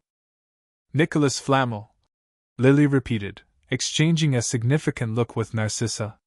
You're certain that's the name Hagrid mentioned? Positive, Hermione confirmed. We've been searching for information about him, but haven't found anything helpful yet. Another silent exchange passed between the mothers before Narcissa spoke. I believe we should continue this discussion tomorrow. It's late, and you've had a long journey. The abrupt change of subject wasn't lost on the children, but years of experience taught them when not to press. After saying good night to Sirius, who was staying in the guest room, they headed upstairs to their bedrooms, unchanged since September and waiting with fresh sheets and childhood comforts. As Harry unpacked his trunk, Draco appeared in his doorway. "They know something about Flamel," he said without preamble. "Obviously," Harry agreed. "Did you see that look they exchanged? They'll tell us eventually," Hermione added, joining them. "But they'll want to discuss it privately first. Some things never change," Harry chuckled. "Remember when we were 8 and found those old newspaper clippings about Mother in the attic? They spent 3 hours in the garden discussing before they explained anything," Draco recalled with a smile.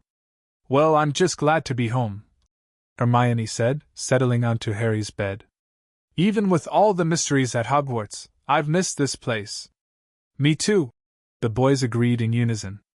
The next morning, Harry woke to the familiar sounds and smells of home: bacon sizzling in the kitchen, the distant crash of waves against the cliffs, and the gentle creaking of the old cottage as it warmed in the winter sunlight.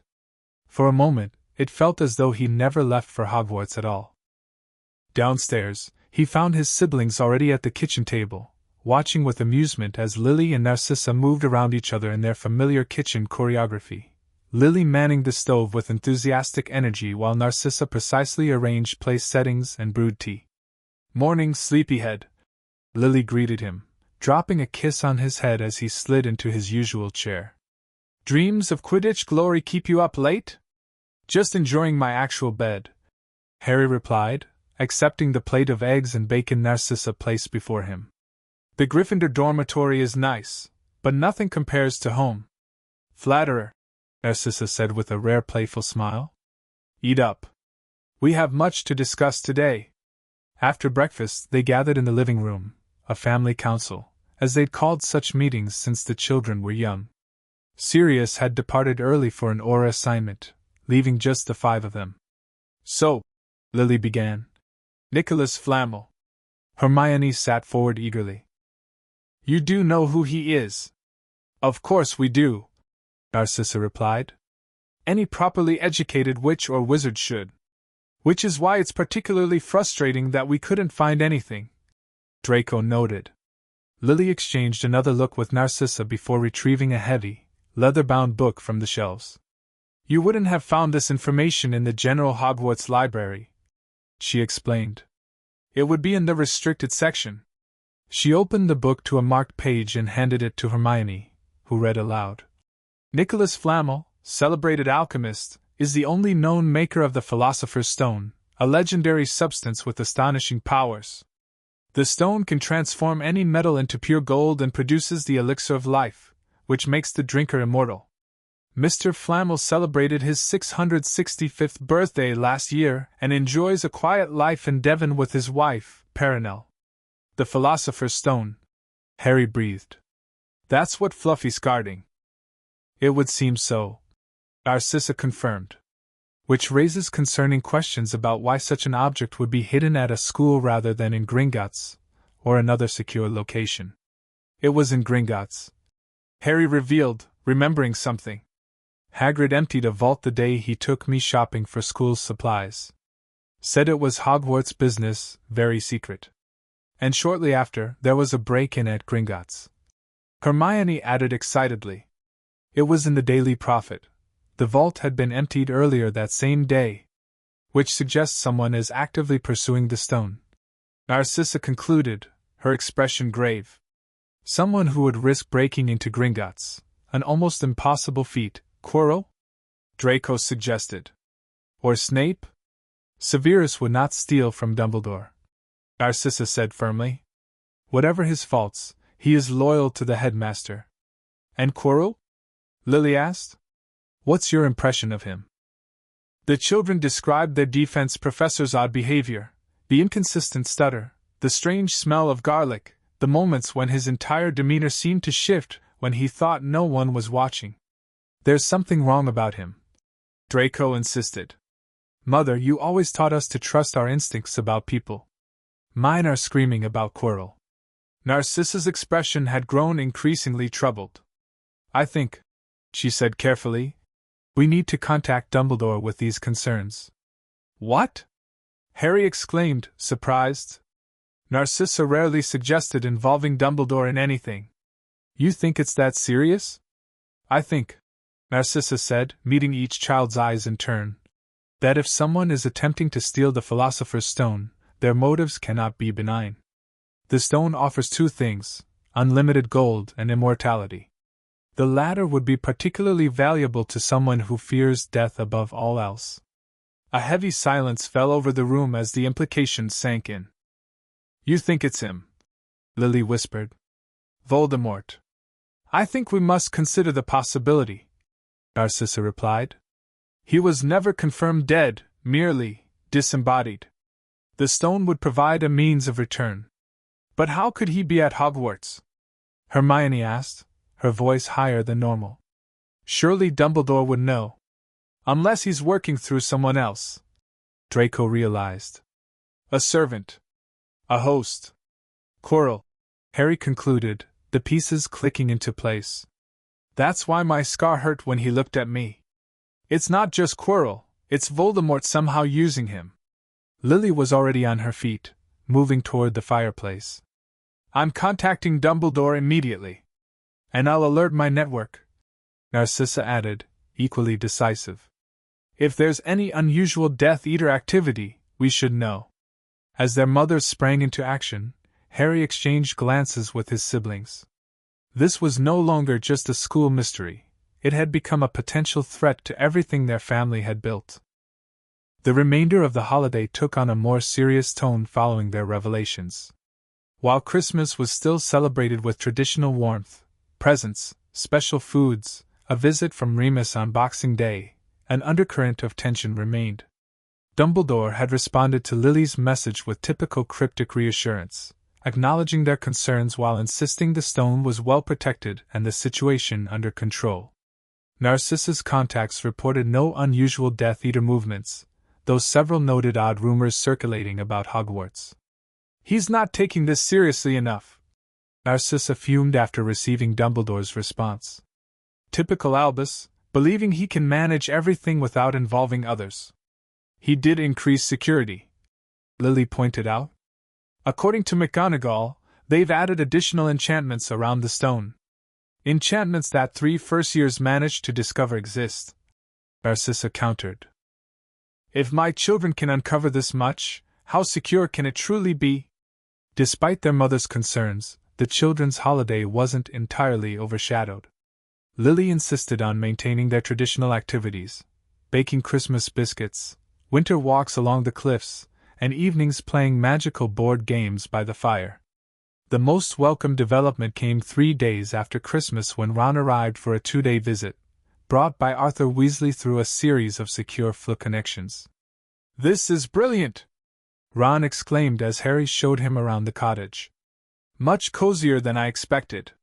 From the security protocols, I thought it might be some gloomy fortress. Mother prefers comfort with protection rather than obvious defenses, Draco explained. The cottage looks ordinary but has more security enchantments than most Ministry buildings. Ron's introduction to Lily and Narcissa went better than anyone anticipated.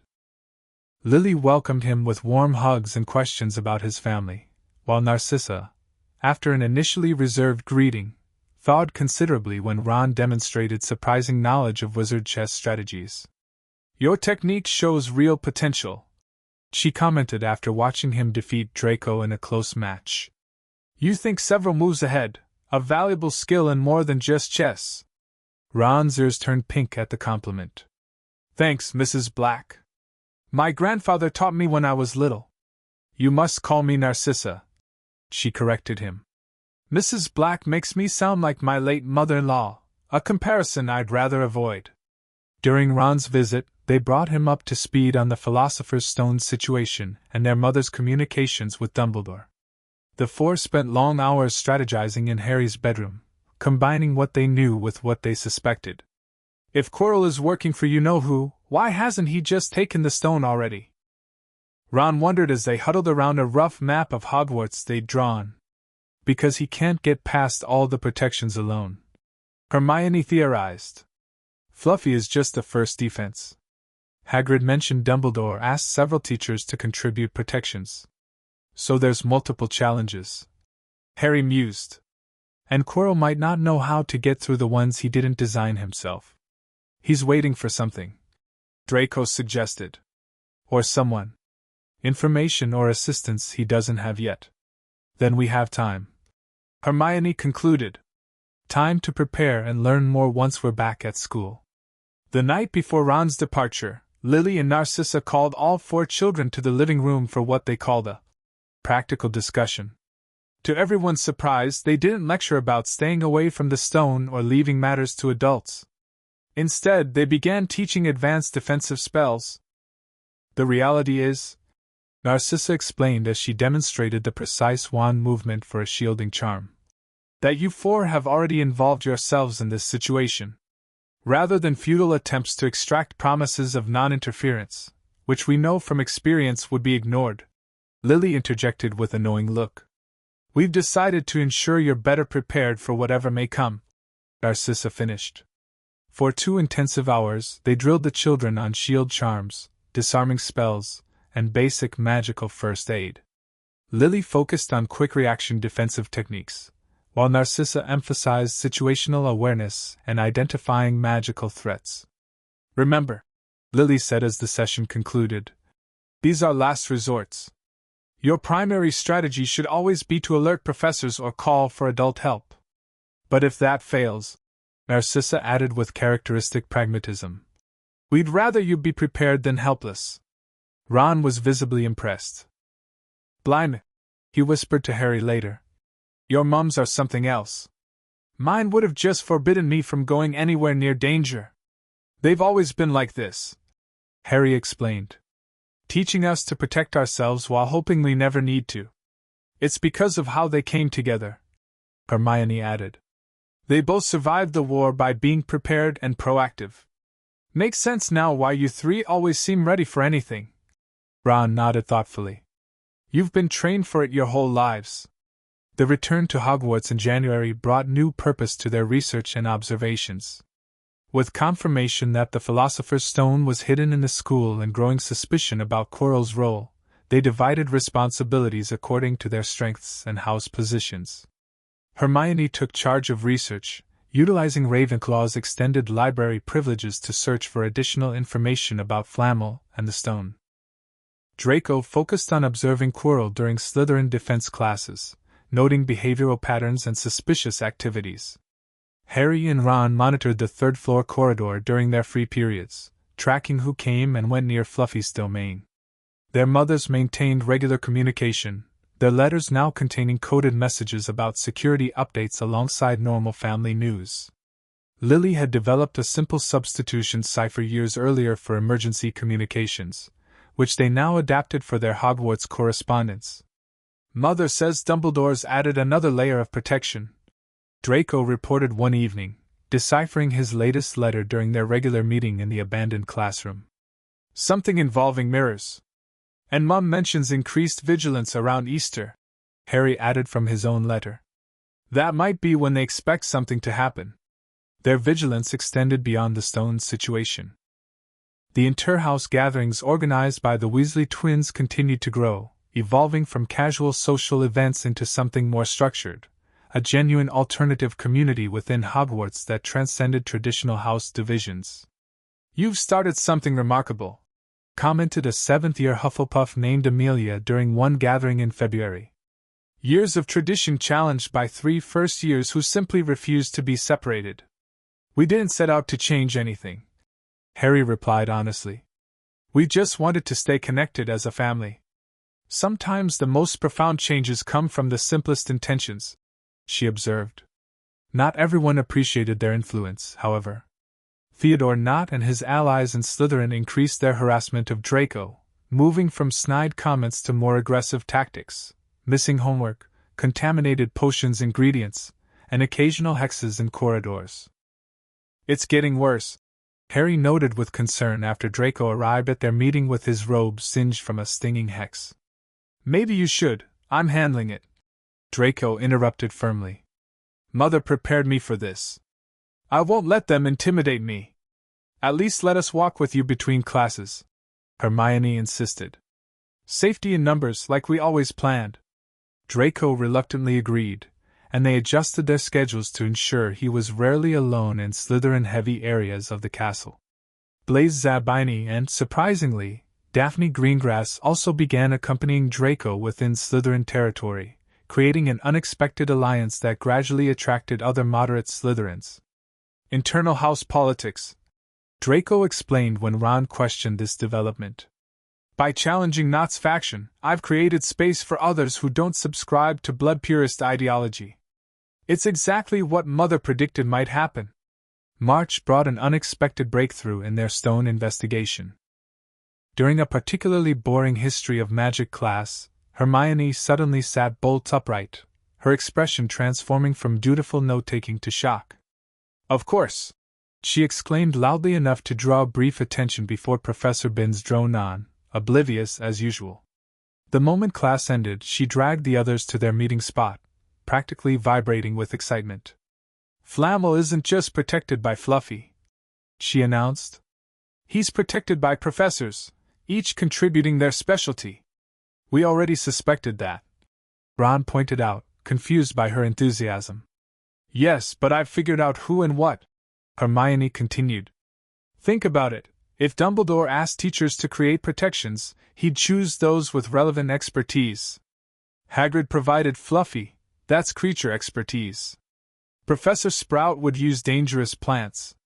Flitwick's contribution would involve charms, McGonagall's transfiguration, Snape would use potions. Harry realized, following her logic. And Quirrell, Draco concluded grimly. Defense against the dark arts. Which means, Hermione pressed on, that Quirrell already knows how to get past every obstacle except one, Snape's. That's why they've been at odds, Harry said, the pieces falling into place. Snape suspects Quirrell and is preventing him from learning the final protection. So as long as Snape remains suspicious, the stone is safe, Ron summarized. For now, Draco cautioned. But if Quirrell, or whoever's controlling him, becomes desperate enough. The implication hung heavily in the air. They needed to be prepared for whatever might happen when that desperation peaked. Their preparation took various forms. Harry intensified his practice of the defensive spells his mothers had taught them. Hermione compiled detailed notes on each likely magical protection and potential countermeasures. Ron analyzed the strategic angles, considering how they might outmaneuver Quirrell if necessary. Draco focused on gathering intelligence, utilizing his Slytherin connections to monitor both Quirrell and Snape's movements. Meanwhile, spring arrived at Hogwarts, bringing warmer weather and increased academic pressure as exams approached. Despite their vigilance regarding the stone, they remained committed to their studies, particularly Hermione, who created color-coded revision schedules for all of them. We still need to pass our exams, she insisted when the boys protested. Potential dark wizard or not. Hermione Granger, ever practical in the face of mortal danger, Draco teased, though he diligently followed his schedule nonetheless. The Easter holiday brought brief respite but no return home. Their mothers were traveling, officially visiting distant magical archives for research, though their coded letters suggested meetings with international contacts about the Voldemort situation. Instead, the children remained at Hogwarts, using the quieter castle to expand their investigations. During a particularly thorough exploration of the library's restricted section, accessed via a permission slip Hermione had obtained through legitimately impressive academic maneuvering, Harry discovered something unexpected, a reference to the Mirror of Erised. Listen to this, he whispered to the others huddled around a table in a secluded corner. The Mirror of Erised, one of Wizardkin's most enigmatic creations, shows neither truth nor knowledge, but rather the deepest, most desperate desire of one's heart. Many wizards have wasted away before it, entranced by what they have seen, or been driven mad, not knowing if what it shows is real or even possible. Why is this relevant? Ron asked, struggling to maintain focus after hours of research. Because, Harry replied, tapping the page significantly, I overheard McGonagall telling Flitwick that Dumbledore had moved the mirror to its final position after Christmas. What if this mirror is the last defense for the stone? Hermione's eyes widened. A mirror that shows desire, but how would that protect the stone? Maybe it shows where the stone is hidden to someone who wants to find it, Draco suggested. But that would help Quirrell, not hinder him, Ron pointed out. Unless, Harry said slowly, thinking it through. There's a trick to it. Dumbledore wouldn't create a protection that simply reveals the stone to anyone who wants it. It would have to test intention somehow, Hermione reasoned. Distinguish between someone who wants to find the stone versus someone who wants to use it. They debated various possibilities, ultimately adding the Mirror of Eris to their growing map of protective enchantments. Though incomplete, their understanding of the gauntlet guarding the stone had expanded significantly, knowledge that might prove crucial if their suspicions about Quirrell proved correct. The situation escalated unexpectedly in late May. Harry, returning from Quidditch practice one evening, overheard a disturbing conversation while passing an empty classroom. Quirrell's voice, without its usual stutter, was pleading with someone, though Harry could detect no response. I cannot, Master, please. A chilling silence followed, then Quirrell again. Yes, I understand, it must be soon.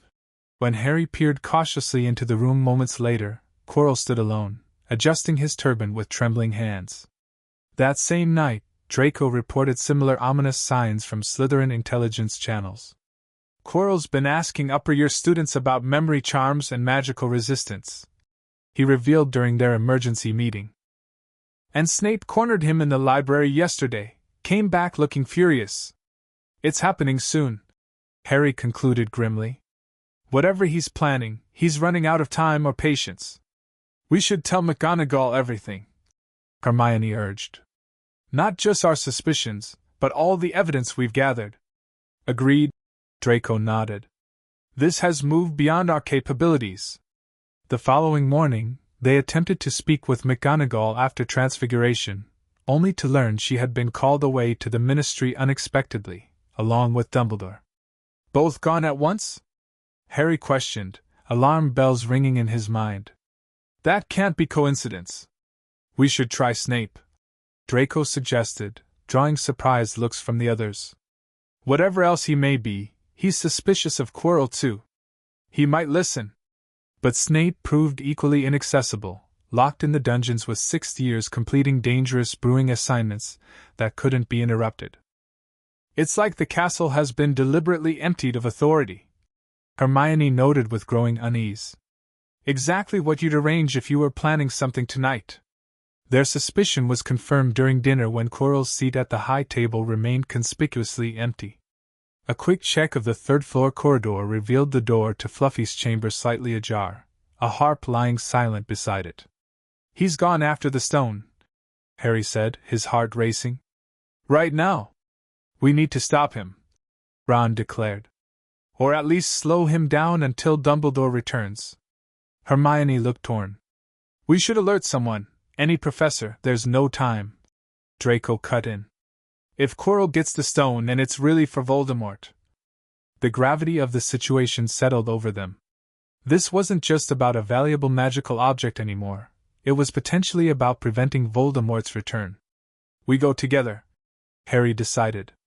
All of us. We've prepared for this. Minutes later they stood before the sleeping three-headed dog, having reactivated the enchanted harp Quirrell had left. The trapdoor beneath Fluffy's massive paw revealed a dark drop into the unknown. Remember what we practiced, Harry said, meeting each of their eyes in turn. Stay together, watch each other's backs. Family first, Draco added solemnly. Always. One by one, they jumped into the darkness, beginning their journey through the professor's protections.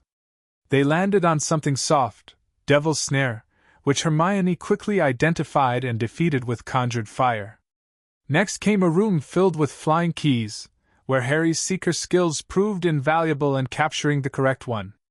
The third chamber contained a giant wizard's chess set that required them to play their way across, with Ron masterfully directing their movements until victory required a personal sacrifice.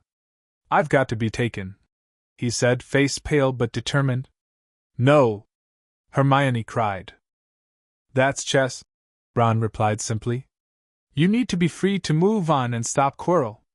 His sacrifice allowed them to checkmate the opposing king, though it left Ron unconscious among the chess debris.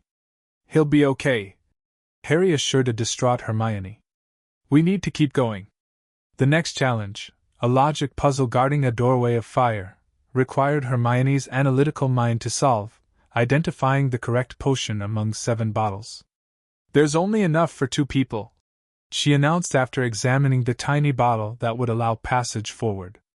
Another difficult decision faced them. After brief deliberation, they determined that Harry and Draco would continue while Hermione returned to help Ron and alert the castle. Be careful, she urged, embracing them both fiercely before drinking the potion that would allow her to go back through the purple flames.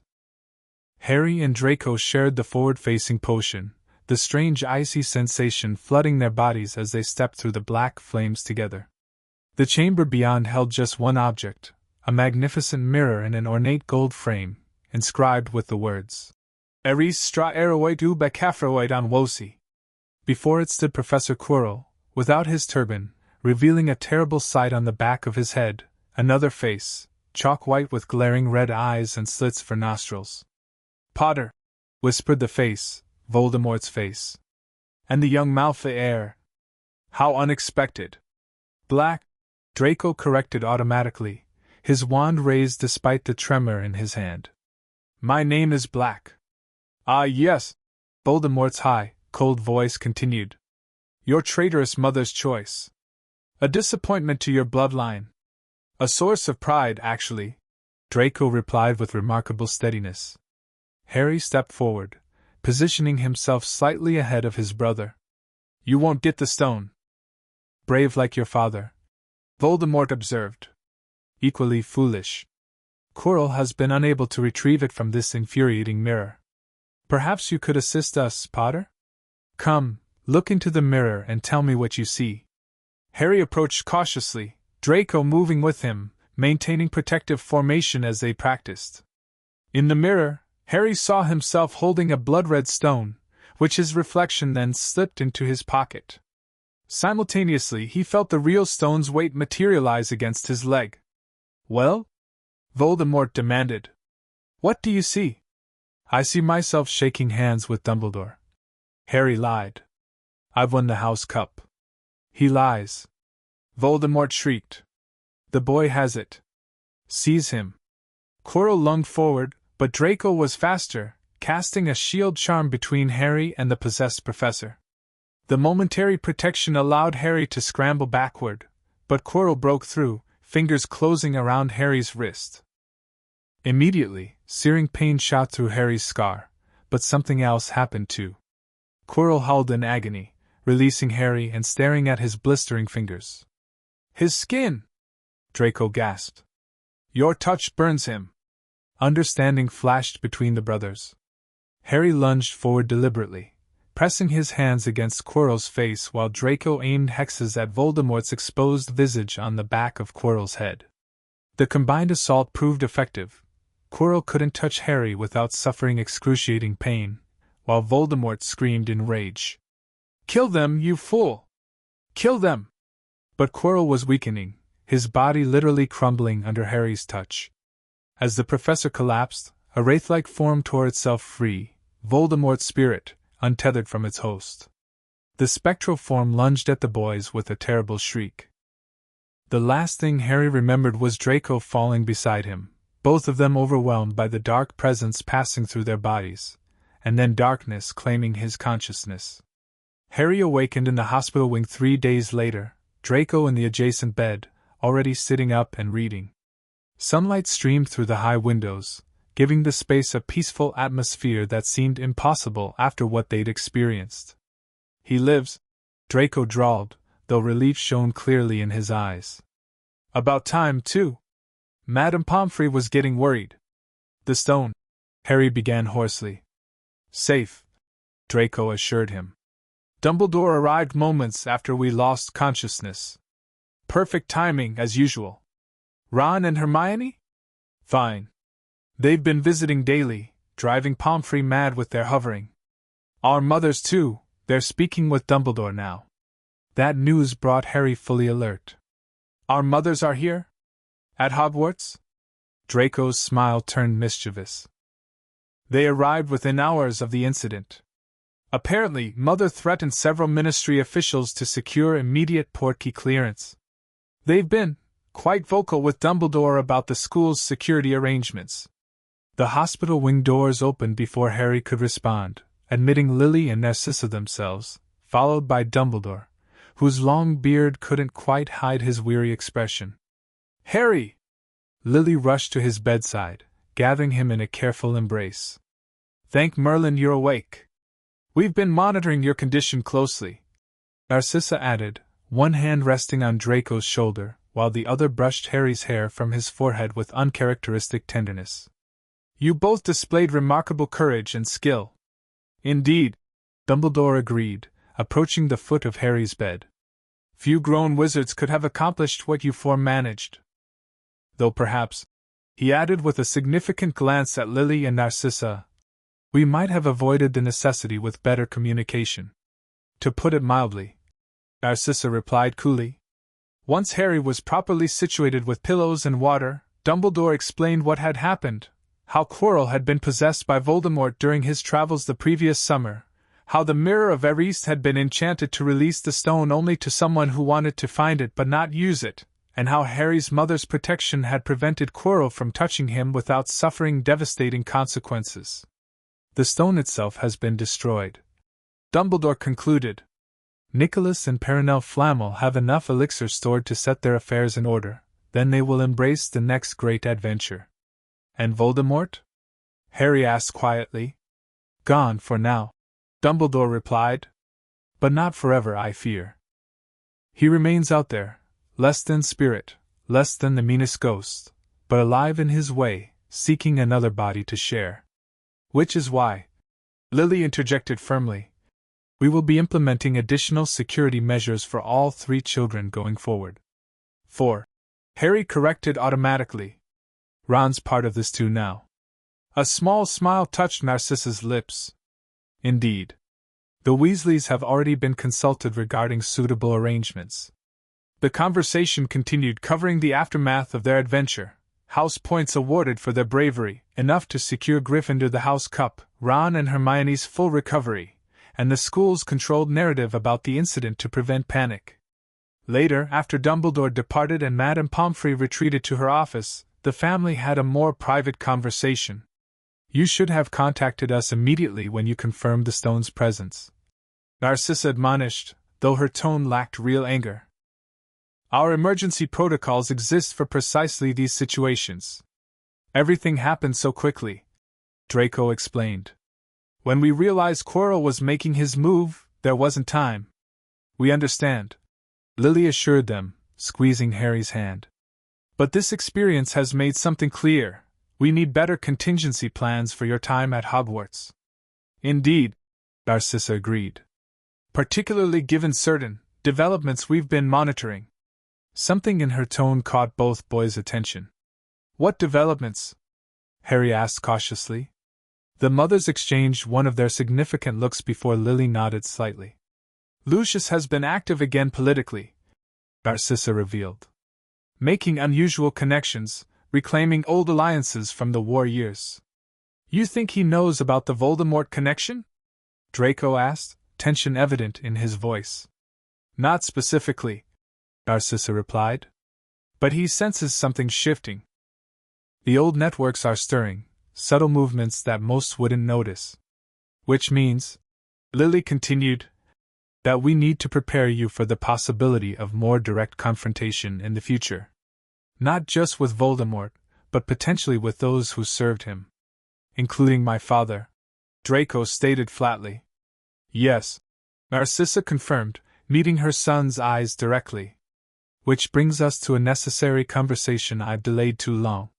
The shift in her demeanor was subtle but significant, a rare vulnerability breaking through her carefully maintained composure. She drew a deep breath before continuing. You know I left Lucius when you were an infant because I opposed Voldemort's ideology, and wanted to protect you from that influence," she began. "What I haven't fully explained is what precipitated my departure, the specific event that forced my decision." Harry and Draco listened intently as Narcissa recounted how, following Voldemort's defeat, Lucius had not shown remorse but rather increased determination to preserve purity within wizarding society. "He had plans for you, Draco," she continued, her voice steady despite the evident pain in her eyes. "Even as a baby, he had arranged alignments with specific families, educational paths that would emphasize blood superiority. But it was when I discovered his continued collection of dark artifacts, objects of terrible power he intended to deploy should the political climate shift favorably, that I knew I had to leave." "What kind of artifacts?" Harry asked quietly. "Various cursed items, primarily. But most concerning was a particular diary he guarded obsessively, a seemingly ordinary book that radiated malevolence unlike anything I'd encountered. He claimed it was entrusted to him personally by the Dark Lord for safekeeping and eventual deployment." "A weapon?" Draco questioned. "In essence, yes," Narcissa nodded, "though its exact purpose remains unclear. I attempted to learn more, but Lucius became suspicious of my interest. The night I left with you, I had discovered him performing complex dark magic involving the diary, magic directed at potential Hogwarts students." "Hogwarts?" Harry repeated, exchanging concerned glances with Draco. "Yes," Narcissa confirmed grimly. "And recent intelligence suggests he may be reviving whatever plan was interrupted by my departure. With Voldemort's spirit confirmed active, the timing cannot be coincidental. We believe," Lily added, "that Lucius may attempt to introduce this artifact to Hogwarts somehow, possibly as soon as next year." The implications settled heavily over the room. Their confrontation with Quirrell and Voldemort wasn't the end of their challenges. It was potentially just the beginning. "So what do we do?" Harry finally asked. "We prepare," Narcissa answered simply. "We increase your training this summer, enhance your protective measures at school, and maintain constant vigilance. And most importantly," Lily added with fierce determination, "we face whatever comes together, as a family. As we always have." The remainder of the term passed in a blur of activity. Released from the hospital wing, Harry and Draco rejoined Hermione and Ron for the final weeks of classes and exams. Their adventure beneath the trapdoor, while officially downplayed by staff, had become legendary among students, further cementing their unusual cross-house alliance as something special within Hogwarts. The House Cup ceremony brought unexpected satisfaction when Gryffindor's last-minute points for their heroics secured victory over Slytherin, breaking a 7-year winning streak. While Draco maintained appropriate Slytherin disappointment publicly, his private congratulations to Harry were genuinely warm. "Just don't expect it to become a habit," he warned with a smirk. "Next year, all bets are off." Their mothers remained at Hogwarts until the final feast, using the time to establish enhanced security protocols with Dumbledore and the staff for the following year. Whatever disagreements existed between them and the headmaster, the shared concern about Voldemort's potential return and Lucius's unknown plans had created a temporary alliance. As the Hogwarts Express carried them home for summer, the four friends claimed a compartment together, reflecting on their extraordinary first year. "Hard to believe it's only been 9 months," Ron commented, stretching his long legs across the compartment. "Feels like we've been friends forever." "Some of us have," Hermione replied with a smile toward her brothers. "But you fit in remarkably well for a latecomer, Ron. High praise from the exclusive Potter Blackranger clan." He grinned. "Potter Blackranger Weasley now, I suppose," Draco amended with mock resignation. "Our exclusive standards continue to decline." They laughed, the easy camaraderie between them a testament to how far they'd come since September. Their conversation turned to summer plans. 2 weeks at Blackhaven for all of them, including Ron, followed by specialized training with various trusted adults. Sirius would teach advanced defensive magic, Remus would cover dark creature recognition, and their mothers would continue their long-standing traditions of magical education tailored to each child's strengths. Mother's bringing in a dueling specialist for us, too, Draco mentioned. Says we need proper combat training beyond Hogwarts curriculum. Brilliant, Ron enthused. My brothers just make me degnome the garden all summer. As the journey progressed, Harry found himself watching his companions with deep appreciation. Hermione had grown more confident throughout the year, her intelligence now tempered with practical experience that made her even more formidable. Draco had navigated the complex politics of Slytherin while maintaining his family loyalty, developing subtle diplomatic skills that would serve him well. Ron had evolved from an uncertain outsider to an integral part of their group, his strategic mind and unwavering loyalty proven beyond question.